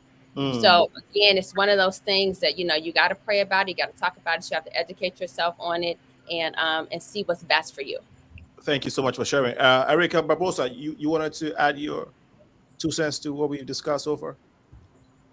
Well, my choice is I do both. I eat healthy and I take my medicines, and it's my personal. It's for me. It's so I could sleep at night. And yeah, thank you so much. Yes, Dr. Wendy, we know you have tight schedule, so you gotta bounce. But let's get from you what is chemotherapy and what does it do to the body, especially for people who go through cancer? And is it only people who go through cancer or who have cancer that have to do chemo, or other patients have to use chemo? But first of all, what is chemotherapy? Because we hear it. I mean, if you haven't been there, you only hear it. You don't know what it does. Well, the quick and dirty, the quick synopsis about what chemo is. Cells that, first of all, what is cancer? Cancer is cells that are in our body that have lost regulation. Like my skin cells, I should have a certain number of skin cells. They are in order. They're in line. If I get skin cancer, there's a cell that goes rogue and it starts replicating itself. It's almost like the movie The Matrix. Whoever remembers the movie The Matrix, that the cells just go crazy. They go wild. They start replicating, and then they take over because there's so many of them. And not only are they taking over, they're consuming everything around them. So everything you're eating, that's why cancer patients will lose weight. They start to, become so emaciated because their bodies are being overrun by these cells that are rogue and that are eating up everything. And that's how people ultimately end up dying. Our cells aren't supposed to do that. The ones that are there should be in order, and that should just be it. The only cells that really replicate might be like our ovaries. They have replicating cells. The sperm have replicating cells. The spermatogenesis and all that's replicating cells. But everything else should be static. But chemotherapy targets the parts of the cells that replicate. When a cell divides, there's like little parts in there that help it to divide. Before you continue, now that you've given us the definition of cancer, maybe let's also understand what a cell is. Well, now you're going real biology on it. I don't know if I can go into the biology of a cell. The cell replicates. Cells are building blocks. Out of a human who is a building, the cells are bricks. Okay, good. That's cool. See, it's so easy for us to understand, but for a regular person, we know what a cell is, but we don't know what it does in our body. The bricks, and maybe but build the house, keep the house together, keep the house up, But like you get that one roach or that one mouse, and that thing want to go crazy. Now you got to get rid of that. You got to get rid of it out the house. So we got to go for that. So we got to go for the replicating cells. So the only way the chemotherapy knows what cells are good or what cells are bad are looking for those components that allow a cell to divide, which is why now chemo can also make you feel bad and do other things, but that it's targeting the cells that are dividing, that are replicating to stop that. Okay. And radiation is similar, but radiation more just kills targeted cells wherever it is. That's my mama calling me, I already know. Kills targeted cells that are in certain areas. The radiation is usually more localized to a specific area, but chemo is looking throughout your whole body for what's in here dividing. It's not supposed to be dividing and replicating and building, and then it tries to get rid of that. Okay. All right. And is that why some women lose? I mean, most cancer patients lose their hair. Yes, that's exactly why, because that's also replicating. Because it tears down. I'm sorry, doctor. It tears down the good cells. It tears down everything. It have to go in. You know, like this is the port. It came through here. It goes through the vein, and it comes through the whole body. It attacks everything. Wow. So it can find it. So it's looking for it. So I lost my hair, my eyebrows, my eyelashes, my 3 or 4. My nails fell off. You know. It kills hair, but hair and nails are the things that are constantly still growing. Right. So it just kills it, but then it restores, it builds up. You know, it just takes a little time. Like right now, I have no fillings in my fingers. You know, they are all pretty and everything, but I have no fillings. I can't feel because it's still like numb. You know, it does so much. But it saves you too. So you got to just. It just happens. It go in and take chemo, go in and rip everything up. Absolutely. Thank you so much, Dr. Wendy has to leave us, but your Can I say something? Can I say something about that, please? Yeah, but since she has to leave, we want her to give us her closing remarks on this month awareness, and even going forward, what we should be doing every day to keep this conversation going and not only make it a monthly type of thing. Dr. Wendy. I don't have much else to say. I promise you guys. You've heard the best of me already. I appreciate you guys. I want everyone to just know their body, and I think that that's about as good as it gets. Awesome. No, we I love you. I love you, doctor. Can you be my doctor? Okay.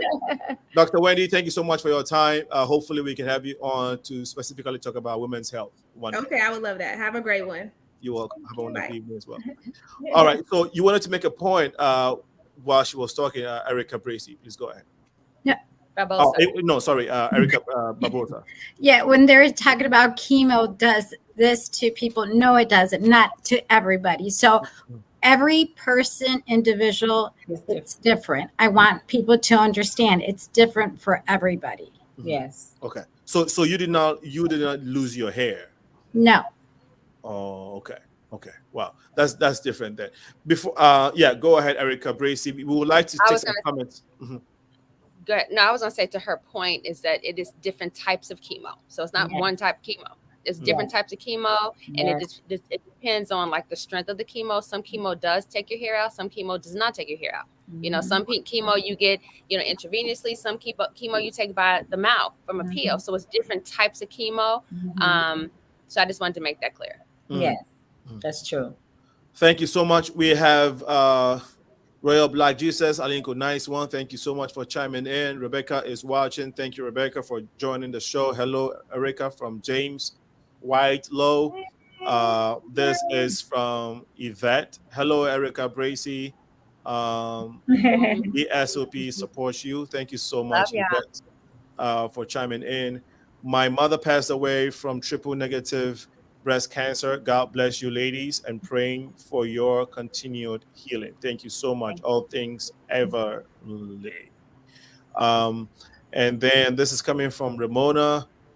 Ramona is saying, okay, Julie, okay, this one is from Yvette again. Thank you, all brave survivors, for sharing. They are no longer looking for a cure. They are looking to further treatment. The money is in the medicine, not the cure. Okay, that is. This is very informative. Thank you. Hi, ERIKA from Monesi. Monice Ramus, my cousin. Oh, okay. Thank you so much, Monisi, for being a supporter and contributor to the show and supporting this beautiful woman. Yvette, I guess, says, to God be the glory. Amen. Susanna Bakina says, very, very informative. Thank you, Susanna. She says, I agree. I'm sure that was to a comment or statement somebody made earlier. ERIKA, you look beautiful. I don't know which of the ERIKAs. Okay, so you know where it's coming from. Yeah. Awesome. ERIKA BRACEY, thank you for sharing. Thank you, ladies, for your strength. This is from Sylvia. Thank you so much, Sylvia, for lending your support. I agree that regular breast self-exams are crucial, Monisi. Yeah. She goes on to say empowerment, yes. And I agree, Queen. Queen D. Hi, Dr. Wendy. Such good info. Thank you, Sylvia, for chiming in. Didn't know these were so many types. There were so many types of chemos. Oh yes. Thank you. And this one is coming from Sonorities BRACEY. Hello, Erika. Is that your sister? My aunt. Oh, okay. Yeah, I see the last name. That got my mommy. That's my mommy, y'all. Hi, Bernice. Bernice, yeah. Thank you all for the warriors of fighter to my daughter, Queen Deborah. Awesome. Yes. We encourage you to share the feed. One of the ways you can support these ladies is also to keep sharing the feed that you're watching on, whether it's on Facebook or YouTube. Okay, that way, see, they're giving us a lot of information and awareness. Somebody can, where they're impacting, and so the more you share it, the more people get to see and hear what they're saying. It goes a long way. So thank you so much for helping with this. It's 5:22 p.m. and we've had this conversation for some time now. We're going to try and look deep into your experiences, how you literally fought this. And I'm sure that there were times where some of you, Erika BRACEY, when I was reading your profile, when you first heard it, I think you asked yourself if you were going to die. Now, I am sure that after a while, you knew that, okay, you resolved to fighting it. But during the course of fighting it, were there moments where you almost gave up and kept feeling like you're going to die? I'm trying to think. In the beginning, of course, I put myself in the grave before I had taken one treatment, before the doctor probably finished her sentence. I just knew that I was going to die, and I had buried myself, so my family didn't have to do it mentally, because everything that I knew about cancer, my fiance died from cancer when I was 32. My great grandmother died from cancer when I was 16. So the people that I was close to that died from cancer, that had cancer, they died. So I thought that, but then I also thought, I want to live. I'm not ready to die. I'm not ready to leave the earth. I haven't lived up to my potential. Like, what does that look like? So then I said, you're worth the fight, and I had a great support system that uplifted me. But I had to learn how to advocate and uplift myself as well. So death was not an option for me anymore. It was a struggle. I did go into sunken places. I can't say that I didn't, because it's, again, it's fearful when you're dealing with it, because you don't know. I didn't know that I was going to survive. I didn't know that I was going to get the radiation. I thought it was lasers that was going to slice me up. I didn't know those things. But to come out on the other side of it, I'm like, oh my God, this is, to God be all the glory for the things that he had done, and I say all the times, by his stripes, I am healed. Even today, I am healed by his stripes. And so when I sit there and say those things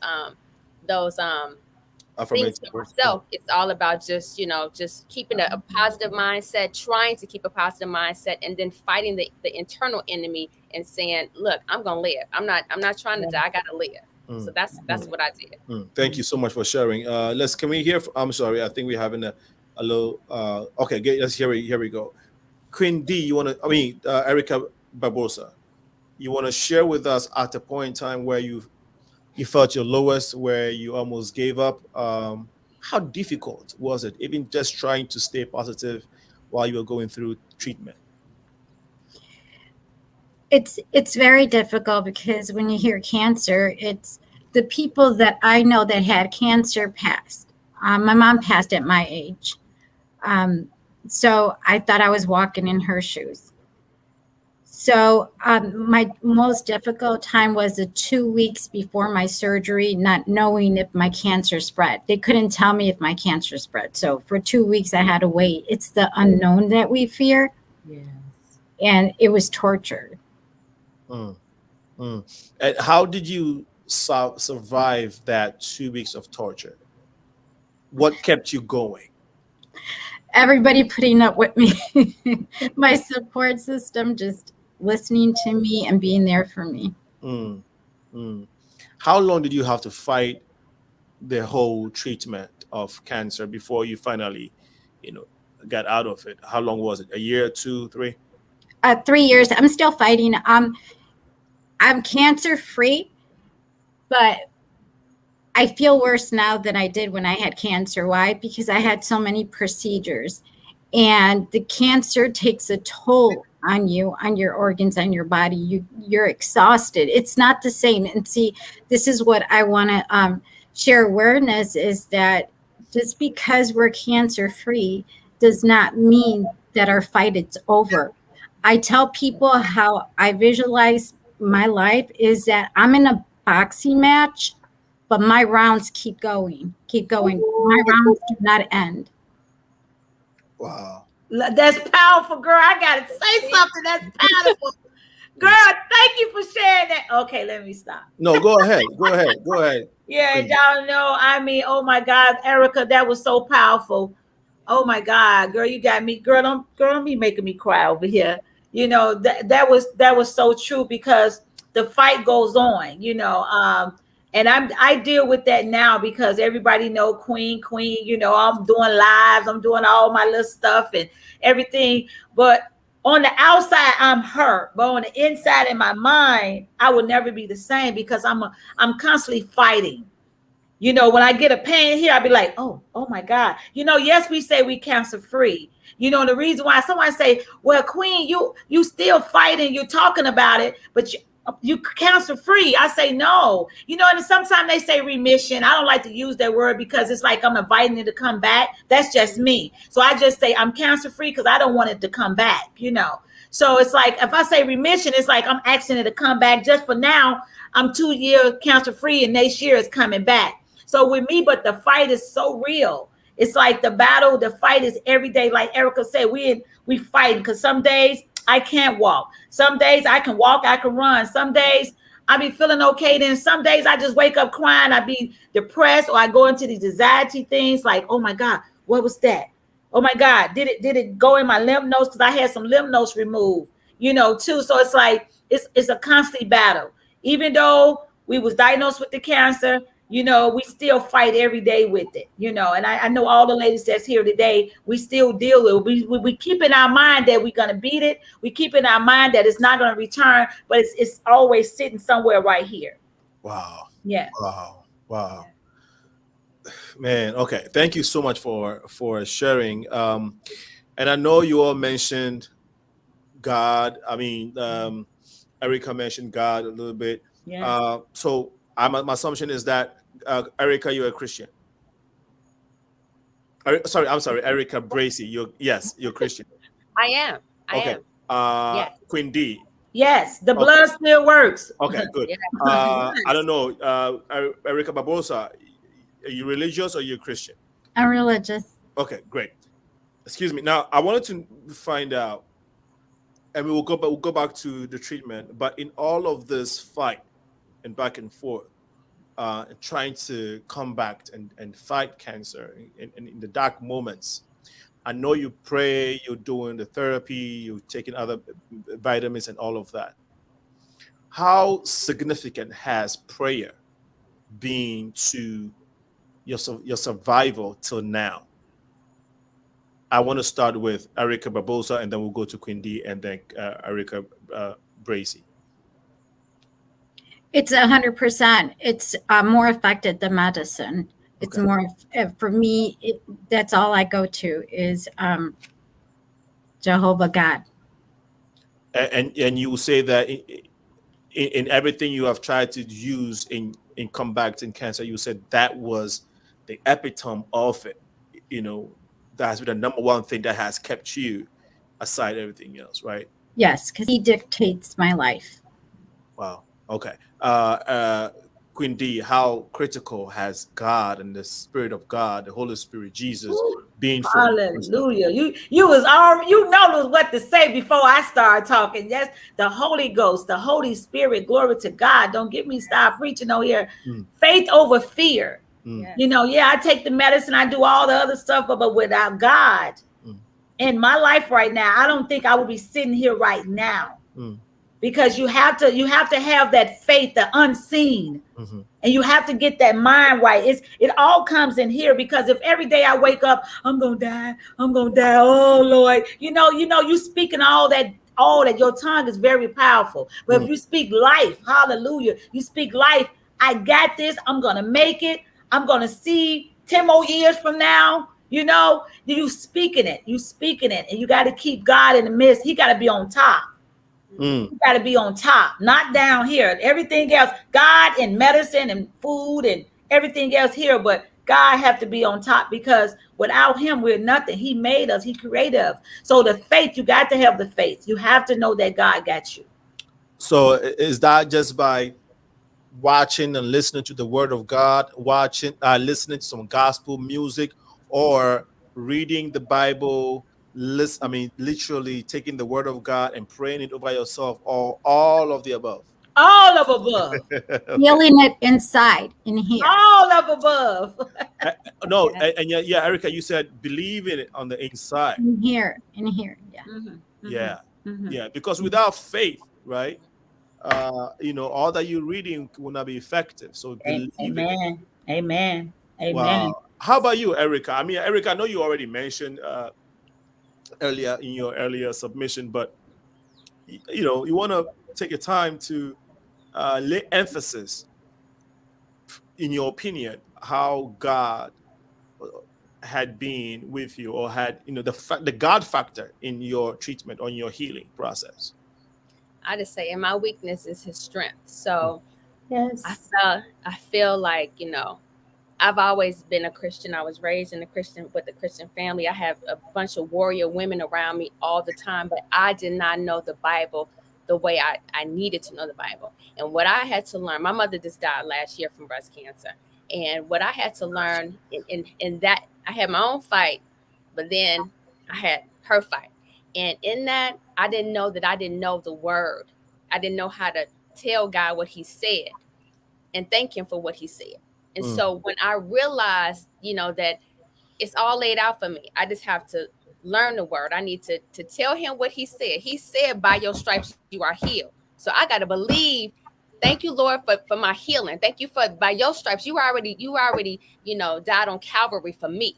So I had to take that in. And when you talk about faith, I thought I had faith, but like I needed some radical faith. I needed some faith that my mind just could not imagine, And so when I got that faith, Jesus, when I got that faith, I said it today. I just told somebody, I said 2 weeks ago, I just was sitting here like, Dad, it's hard to get up. It's hard to live every day with emotional agony. Yes. But you got to just keep going. You got to fight for yourself. You got to say, you know what, God, I want to live. Like, I'm going to take a step, and I know you're going to finish the steps for me. But Lord, just please don't let me fall off the ledge. Let me just keep going, because it's hard. And as Deborah said, it's just like every day is a battle. Every day to wake up, not just for yourself, but for, like, I'm talking about for my sisters. I got a whole bunch of brave chicks that, I'm fighting for, including, and I've been a brave chick. I've been a brave chick since I was born. We've been survivors. It didn't start with cancer. People got a notion that survivorship started because you beat cancer. Yes, like, right. Every single freaking day, in life, so all the cancers that we deal with in life, that's survivorship right there. So I say God plays, I can't, it's not even a number. Like it's not even 100%, a million, but a billion, however high the numbers go, he plays that role in my life. And I am just now at 50 years old, realizing, that, but God all the time. But God. Woo! But God, because if he is not present, then I am not present. So I must say, as I listen to these beautiful ladies and all the other ladies that have cancer, like, we get into our sunken places in our weakness, but we know that, like, he wants you to be in that weakness so that he can, prove us as examples of testimony. Triumph. Right. Give us a testimony so we can share it with somebody else. It's your testimony. Your existence right now. Deborah, you sit here and Dr. Wendy said something, and and I want to just say this because we talked about triple negative, and it's the one that kills women and all that kind, but it's women that's living with triple negative. I just want to say that you are walking, talking, full of energy, amazing woman, because of God's grace. And I can tell your faith that you have in him. So that is what, God has done for me. He's put me in this place. He's given me the courage to, to stand up for myself, but to stand up for other people, and to speak, to use your voice to say what's important, to tell the story and to use our stories as blueprints for other people, that's going through cancer, whether you're a man or a woman, to use your story and your life and your tears and everything that I'm looking at right now as a testimony that you still here, you still alive. It's people that are walking around that are survivors mentally. They still got cancer. So we got to look at our lives and say we still here, we still alive, we still have the ability to be and do everything that we dreamed of. Don't create dreams and forget to be in them. That's what I tell myself. Don't forget to be in your dreams. And everything I want for myself, I want for my sisters. Yes. Wow. Yeah. And that's God. That ain't me. That's God right there. Yeah. Hallelujah. Yeah. Wow. This is once again, thank you so much for sharing. We'll take a few more, maybe two more questions. I know you all have busy days, busy schedules, but let's get to our audience again. A few comments have come through, but guys, please share the feed, okay? Because one of the ways that you can support these beautiful ladies, these beautiful queens, is strong and powerful survivors, is for you to share with their story. Yes. And if you're listening and taking it in, but if you share it, it's even more powerful. And so we encourage you to do so. Let's hear from Cheryl. She says, yes, we have to know God for ourselves. We have a measure of faith, tap into it, just as much faith as the mustard seed. Yes. Thank you so much, Cheryl. Thank you. And if anybody wants to call in and give them words of encouragement, or just cheer them up, or just love on them, or be positive, the number is 815-277-5047. It's right at the corner, the bottom corner of the screen. If you're watching us live, 815-277-5047. Next comment is all of the above. Moniz, thank you. Praise him. Yes. Fight, and fight some more. Thank you. Thank you so much. Thank you for your encouragement. Thank you for sharing your experience. We value your strength and courage. Thank you. Thanks. This is an awesome presentation. Well, thank you. God be the glory. You ladies are true warriors. Keep on fighting. We want to get more comments and calls. Okay, we want to get this the powerful ladies, and we thank God for their lives. They're here to share their story so that somebody listening may not have to walk their path. Okay, because it is very important that we do some of the things that we can before we unfortunately catch cancer or catch any type of sickness and disease. We don't have control over all the things that happen to us. We don't. But if we are able to make certain changes or work towards certain positive behaviors, who knows how far we could be helping ourselves sometime down the lane. So let's keep the positive energy up. Thank you so much for those who have shared it so far. Thank you, God, for the warriors and fighter. To my queen, I think we've already read this comment. And so the number again is 815-277-5047. If you want to ring in and share an encouragement word, or just ask a question or two. Now, what have you learned in all this process that you wish you had known prior to being here? I'll start with ERIKA Barbosa. What do you wish that if you had known this many years ago, you probably would have? Let's just say it like I said. Let me just go back to literally the words that I used. What have you learned now that you wish you had known prior to you being diagnosed of breast cancer? I don't know how to word that, but I do know that I fought cancer, and if I would have known what I went through, then I would have saved a lot of tears, a lot of heartaches, a lot of pain to other people.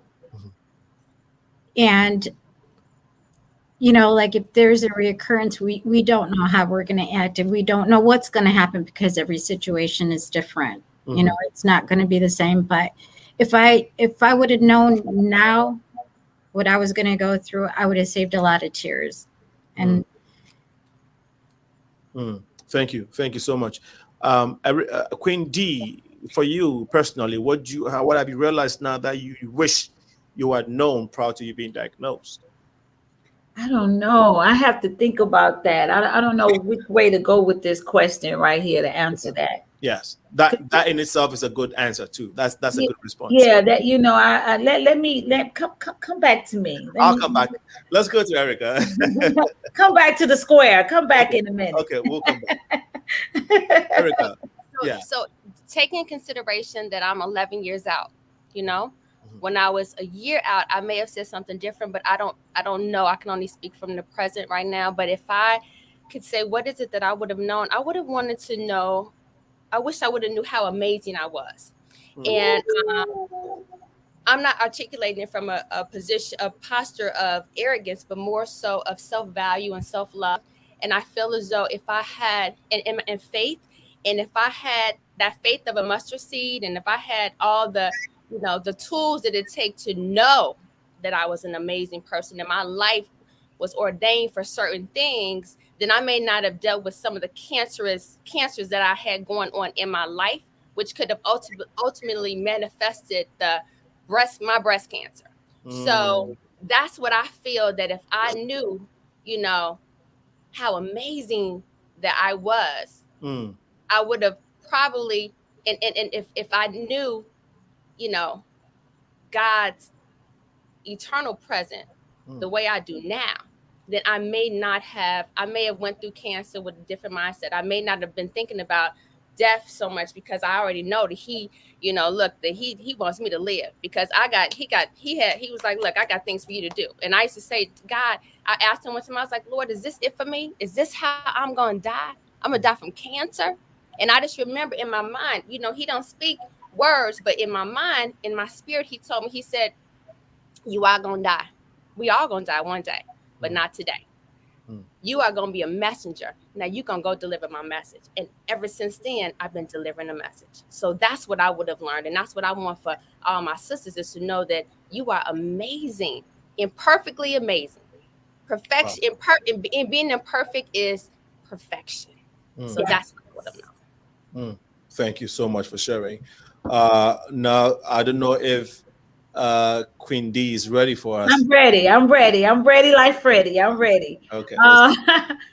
Wow. For me, it was I had to think about that question, because when I was going through my journey, I was fighting all the way. I didn't think I was going to die. After I cried for those 3 days, it wasn't no more of that. I heard, I was scared, but I was fighting. I put on fashion shows. I did blogs, video blogs, letting the ladies know, you got this. When I lost all my hair, I look in the mirror and I look at myself, girl, you bald and bougie. So I began to get these bald and bougie hats and these t-shirts. And so I kind of build myself up. I always been this motivating type of person with myself. But now, as I'm going through my changes in life, I'll be 55 years old. I got diagnosed when I was 52. And a lot of things have changed in my life besides me fighting cancer. Also, a 13-year marriage. My husband walked out November 7th, 2020.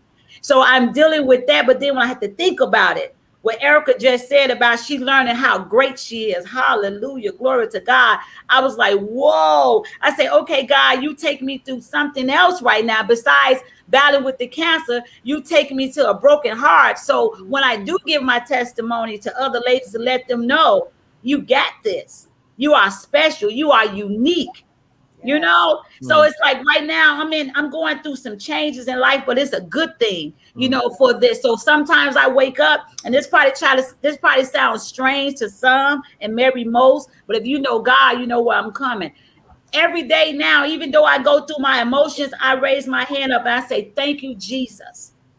I thank you for taking me through all these trials and all these issues that I've been having for the last 2 or 3 years to make me strong today. So I agree with both of the ERIKAs. Man, this made us stronger. It's making us stronger. So we can be able to help the other sisters that's coming behind us. Right. And I can't wait to get to where ERIKA at 11 years. Woo! You on your way, sister. You on your way. Yes, I can't wait, girl. I'm gonna be doing the patch. I'm gonna be doing hey. Yes. Wow, I love the energy, love the spirit, and thank you all for sharing the story so far. Man, it's 5:46 p.m. and we have been talking to these beautiful queens. And as the two of you mentioned your age, I'm like, how are this how are you guys doing it? You mentioned the 50s and you're not looking 50s and you're looking so beautiful for the ages you're mentioning. 54. Wow. No, it's lovely. And thank you all for sharing the story so far. For those of you who have contributed, we really want to appreciate you for doing that. But again, remember that you can always share the feed to tell the story to others as well. How has family been in all of this? How significant is family structure, loved ones, nucleus family, in this process of healing and fighting and surviving cancer for you all? I want to start with ERIKA Barbosa. Mine is a bittersweet. My close family, my brothers and sisters have been very great supportive. But in this fight, my husband was mentally abusing me. So cancer plus mental abuse was really, really bad. And I want to thank him because he made me stronger. That's right, ERIKA. Wow. That's right, ERIKA. Yay! I want to, yeah. Yes. We want to do a shot for that. Definitely want to do another shot for that.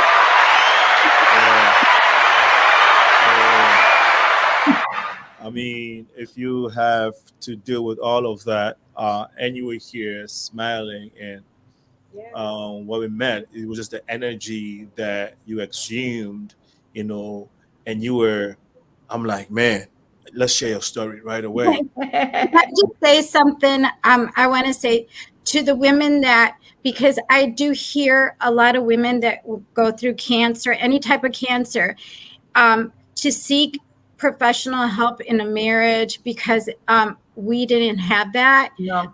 But also the cancer sometimes equals, the stories that I've been hearing equals to divorce.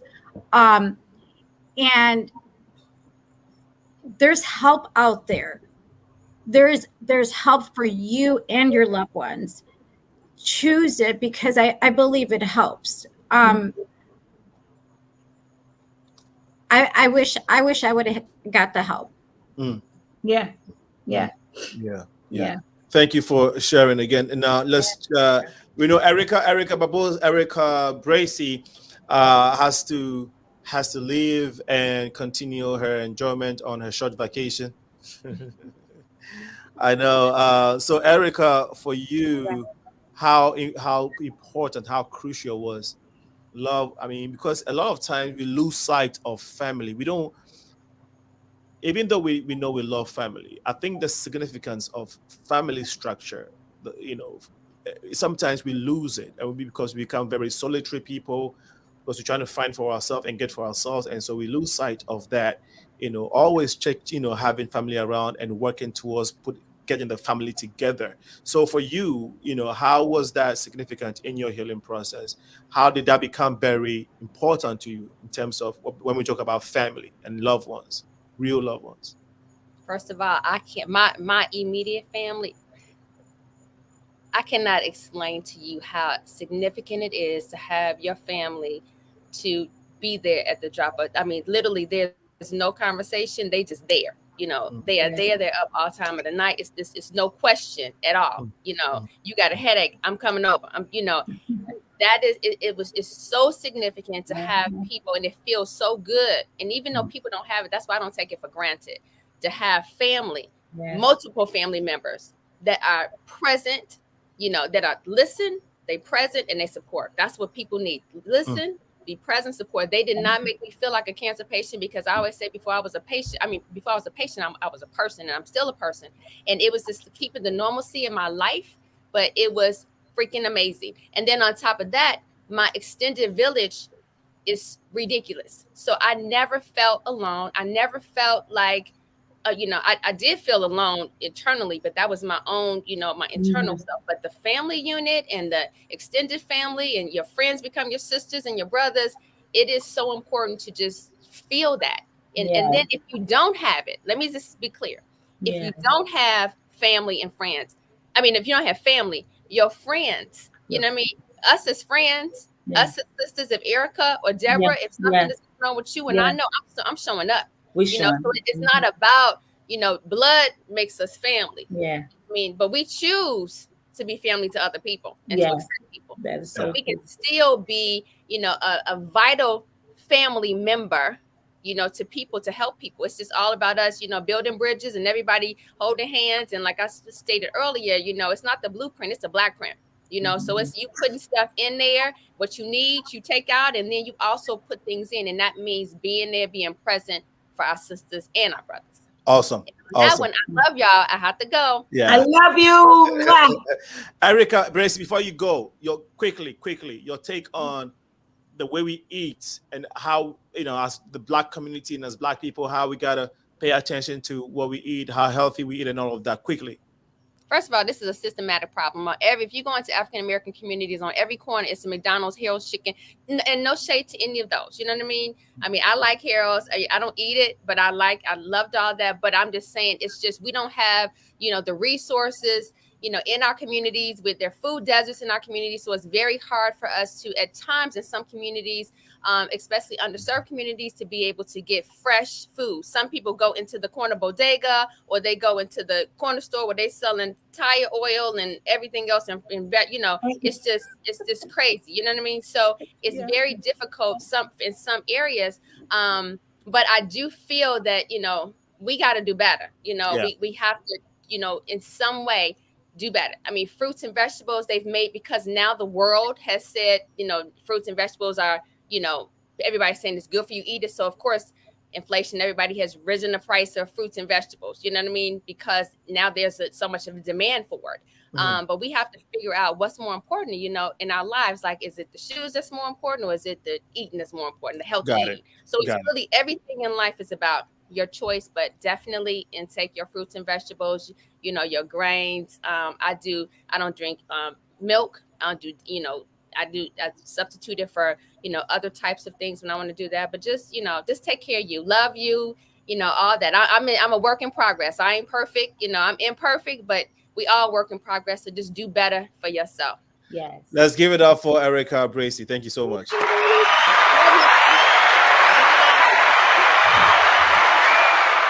All right, ERIKA, thank you so much for being a good Thank you for having me. Absolutely. Thank you. Definitely. Okay. I wish I was seeing you soon.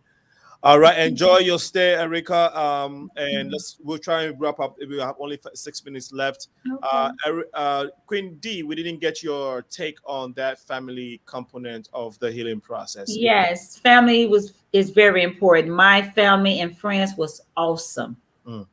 Oh my God, my granddaughters, my family friends, when I didn't feel like it, they'll come and ring the bell, and they'll drop the food off, because sometimes I couldn't walk to the door. And I had family flew out of town. I had people from the west side come to the south side. I had so much support. My mom was there every day with me when I went to my chemo treatment.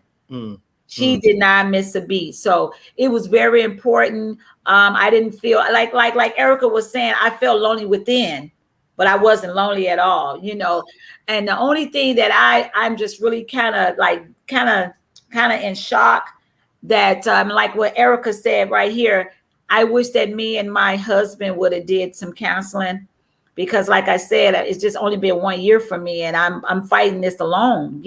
Yes, he was there while I got diagnosed, but now he's gone. So I wish we would have did some counseling. I remember mentioning it to him, because I saw him kind of, I don't know what's this thing that the spouse goes through while we're going through it, because it's so many other thousands and thousands of ladies' marriage actually in when they got diagnosed. I mean, I 15 years, 20 years. I'm talking about long marriages. You know, so I don't know what's going on with that thing right there. I'm gonna do some more researching. I don't know. You know, I would thought maybe. How long were you married before? 13 years. And then would you say that he left specifically because you got diagnosed? Well, I'm still fighting. Why would my husband 13 years decided he want to leave? Yeah, okay. Okay. You know, so so things start changing. You know, you're not we're too busy. I don't know if it's because because when we're going through cancer, we're going through a whole body change. You know, you looking in the mirror, your eyes different, you're losing weight, you don't have no hair, you don't have no eyebrows. In some people's case, you're not the same. You're not moving, you're really trying to identify with this new norm, Right. So you can't give all the attention to, your spouse. Yeah, it's right now. It's like, whoa, I'm thinking I'm gonna die here, Right. I don't have time to do all the extra wifey duties, gotcha, that I would normally do. So, but we're here and I'm blessed. But like you said to the question, family is very important. And for some of the ladies don't have family, but they have so many groups that you can join. The hospital got different groups. The community got different groups. So, I encourage any survivors or any new babies who's fighting cancer right now. If you don't have family, find you someone, because you really need someone to talk to. You need someone to lean on them days when you just feel like alone or you just afraid. You need that. Yes. Family is very important. Awesome. We're about to wrap up. Quickly, tell us now. Let's get your take on the food, how we eat as a people, right? Basically, that forms our foundation, our health foundation. Yes. Our intake, what we eat. So, I wanted you to give us your take on that, you and Erika, and then I want you to tell us about honeybee collection too. We want to know about that. I sure will. But yeah, let's get back on the food real quick. It's very important. And like Erika said, BRACEY, what she said, in our community, she is so right. It's like everything is processed food, fast food. Now I'm not saying that I'm just like a vegan or anything like that, but I have changed my diet because now I do more research and I'm more aware. And I think it should be more seminars and things like that, other than, like she said, your cars or your hair or, what kind of Jordans or whatever. I'm not speaking of Jordans, but you know what I'm trying to say. Yeah. We need more information in our community about eating health, and not just for us, it's for the babies too. So we could put that inside of them. Like, I got grandkids now, and now I'm more like, you need some vegetables. At first it was like, okay, they could eat McDonald's all day, or they could eat hot dogs all day, or whatever. I'm like, where's your vegetables? Or you taking your vitamins, because I know in the long run your body needs all of those things. So It's very important. Thank you so much, Erika. Well, on the fast food, we all know we shouldn't be eating fast food. It's not even fast anymore. So, just eat healthy. Your body's going to let you know what's good for you, what's not good for you. We're all different, but we all know what healthy is. I do want to stress this to the women that are that just got diagnosed. The ones that are just leaving the hospital. For breast cancer, I had a mammogram. They told me my mammogram was fine. They told me nothing was wrong with me. And I want to express, because I didn't know then that a mammogram would not find my cancer, an ultrasound would. Oh. So if you're going to get a mammogram, please ask for an ultrasound also with it. Yeah. Doctors, insurance don't offer that. And if you do not know for dense breast, an ultrasound could find that. This is why we have stages 3, 4, 5, and then we have death, is because mammograms do not find all cancers. So my big mouth, like my husband said, I had a big mouth, saved my life. My big mouth saved my life, because I refused to accept that the mammogram did not find my cancer, and they did not offer me an ultrasound until I kept telling them there was something wrong. So I was my own advocate, and I saved my own life. What stage did you get to? I was stage 1. Stage 1. Okay. And how many stages are there? I think 4. 4. And when they're saying stages, like back to, I think it was Deborah's, feeling the lump and you're going to wait and you're going to wait. This is why you get to those stages, because you're waiting. Every day is crucial. When you feel a lump or you feel uncomfortable or you feel something's not wrong, your heart is telling you that. Go with your instinct. Your instinct, you'll never, ever go wrong. Better safe than sorry. But the more you wait, that's where you get to the other stages. So, and when, I'm sorry, ERIKA, and in my case, I'm stage 1, but grade 3. So it's very aggressive, like the doctor was saying. So, but in my case, I have an indensed breast, so I really didn't know what it was at the time. And so that's why, ERIKA, that is so true when she said you could get the mammogram, but you also need the ultrasound, because I just mentioned last year, prior to that, I had a mammogram and I was fine. But now, since I know, maybe it was there and it started growing over the years. And then it came into this lump. So, I mean, because I'm trying to say, I just went there last year and they say it was fine. So the year later, I got breast cancer. So since I'm learning, I'm reading on it, hey, the ultrasound is important too. So each year you check, each time you check your, check your breast, you have to do mammogram, whatever, you have to do ultrasound too at the same time. You should, but they don't offer that. Like ERIKA said, the insurance don't offer that. They just offer you the mammogram. See, so last year before that, I was fine. It came back. But then a year later, I had breast cancer. So I'm thinking it was already growing, because you don't know. But when I got that ultrasound and they went in and they took a little piece of the, everything inside, that was like, whoa, you have cancer. Now I'm grade 3. Stage 1, grade 3. Yes. Triple negative, which is very aggressive cancer. They said with triple negative that it would reoccur in 5 years. So. But we nullify that in the name of the God. Hallelujah. Mine's going to be gone, gone, gone. Yes. We don't accept what they say. We accept. Yes, there you go. There you go. Thank you so much for sharing, ladies. It's 3 minutes past the time, but we had to go past the time because it's a powerful story, and we could have kept going. But I would like to end here. Tracy Steele says, "Yes, ladies, you are amazing and remarkably made. Praise the Lord for these beautiful ladies. Thank you so much." Moniz said, "Oh yeah, yes, Moniz. I think that there was a little glitch with the software, so I was tweaking it while we're talking. So I think it's fixed now. So we apologize that you couldn't get through by trying to call. I'm sure others were trying to call too. So pardon us for that. We're working on it. We're working on it. That's why we want to encourage you to donate. Help us by donating, okay? Because what we need to improve on a lot of things here in the studio, so we can keep coming with these subjects, with these topical issues. I mean, it's pertinent conversations.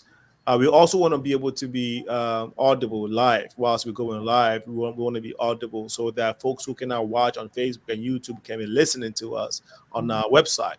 And all these things take a lot of resources. And so reach out to us at info.progressiveminds@gmail.com, or you can ring 815-409-9123. If you go on our website, all my social media handles is there. You can contact us by that way, but do not relent on supporting us, whether in kind or by volunteering your skill set in any of the admin areas that we're looking for. Grant writing, we're looking for one seriously. We are 501c, so we need a grant writer. So reach out to us. We will really, really appreciate it, and will help us do more than we're doing now. And this one is who report are you going to believe? Believe the report of the Lord. Amen, Mama. Amen. Right. Bernice Wallace. Thank you so much, Bernice. Alina, can I say something also? Yes, I had reconstruction, and my doctor, Dr. Shirley Clark from Northwestern, he did a phenomenal job. So to the women that have questions, if you could, post my phone number, they could call me, text me, email me if they have any questions. He's a great resource. I want to put resources out there for women because, like I said, my story came out phenomenal. Yes, please share your information if you want to. Please go ahead. You want to share your information now? Oh, it's ERIKA Barbosa 123@yahoo.com. Okay. So there you have it. You can contact ERIKA Barbosa that way. Any other information? Okay, Queen B, tell us quickly about Queen B collection, and then we can close tonight's conversation. Okay, great. Well, I have a business called Honey Bee Collection. That's 1E. I sell lingerie and corsets. I'm the woman that makes a lady feel good about herself. Okay. My website is www.honeybee, that's 1ecollection.com. And before all this cancer started, I was the lady that go out and say, hey, you can look beautiful, you can look sexy. And now you know why, even though I got diagnosed, I still had to feel good about myself. I have those days, don't get me wrong, but I'm really about self-loving and self-care. And that's when I came up with Honeybee Collection. And I let the ladies know, even through my breast cancer groups, I let the ladies know, yeah, I know you probably lost your tatas or whatever, 1, 2, whatever. Still feel good about yourself. You still have to feel, and it's very hard to feel sexy. And not trashy, not nasty, just sexy about yourself. It's very hard. And so that's what Honeybee comes about, So, okay. Yes. Wow. That's beautiful. Any phone number? Okay, you give out your website. Yeah, my website. Okay. On that note, the conversation on breast cancer survivors, which is what we wanted to do this month, and has come to an end for this particular episode, but the conversation continues as we have been talking about on the show. We need to make it a daily conversation. Yes. From young girls all the way to whatever age, all right? Yes. Girls, guys, boys, we all have to be aware. Why do boys have to be aware? Because they can encourage their sisters, their cousins, to watch out, to check out. Even when we forget, we can be reminding each other to be on the lookout, for breast cancer, because as they said, if you catch it early, you're able to treat it. And let's watch how we eat. We have gotten a lot from this conversation, and I'm really proud. I'm really proud of you ladies, and I really want to appreciate you coming. Let's give it up for you guys. On that note, this show comes to an end. The Progressive Minds will come to an end today, this evening, but we will continue our episode coming Wednesday. The title is Dating the Educated Black Woman. It's going to be very interesting. Very interesting. Well, I probably have to get, okay. Yes, we're going to have all men, all gentlemen, come on, and we're going to have a very, very important conversation about our relationships, because there's a lot of myths. We think we know each other, but we don't. So we'll talk to the men, and then later on we'll come back and talk to the ladies. We want to know where we're missing it and how we can understand each other, because we want a thriving community, we want thriving relationships, and so it'll be very, very important for you to tune in coming Wednesday, 6 to 8 p.m. Central Time. All right, on that note, ladies, we want to close out. Any last remarks before we go today? I just want to say, just make sure you get your regular checkups, and check your breasts. And if you just check your breasts, that's all I could say. Is very important, and spread the word and tell everybody, in your family to go, call your niece, call your aunt, call someone, and just say, hey, we got to check on our females in our family. We have to, let them know. And that's what I've been doing now. I'm trying to just let you know, I tell my daughter, like, hey, you gotta check yourself. I call my cousins, I'm out of town. When the last day you get your mammogram? I'm not trying to be your mom, but it's very important. So that's it. Just check your tatas. Okay. Thank you. Erika? Yes. I just want them to remember cancer. Sometimes you can't feel it. You don't know it's there. So check yourself, and the outcome would be better, if you catch it early. Thank you, ladies.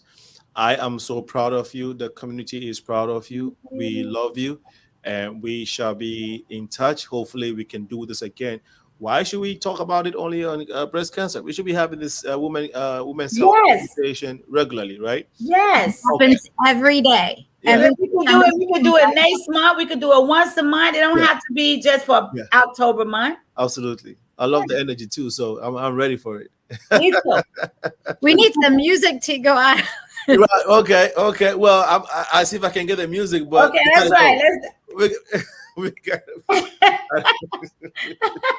all right. Guys, I love you, and it was nice talking. Thank you so much for having me on the show. Thank you for the opportunity. My pleasure. You have been watching the Progressive Mind Show. I'm your host, Senna, aka Alinko. And remember, to whom much is given, much is required. See you coming Wednesday. Bye-bye, ladies. Have a great Sunday evening.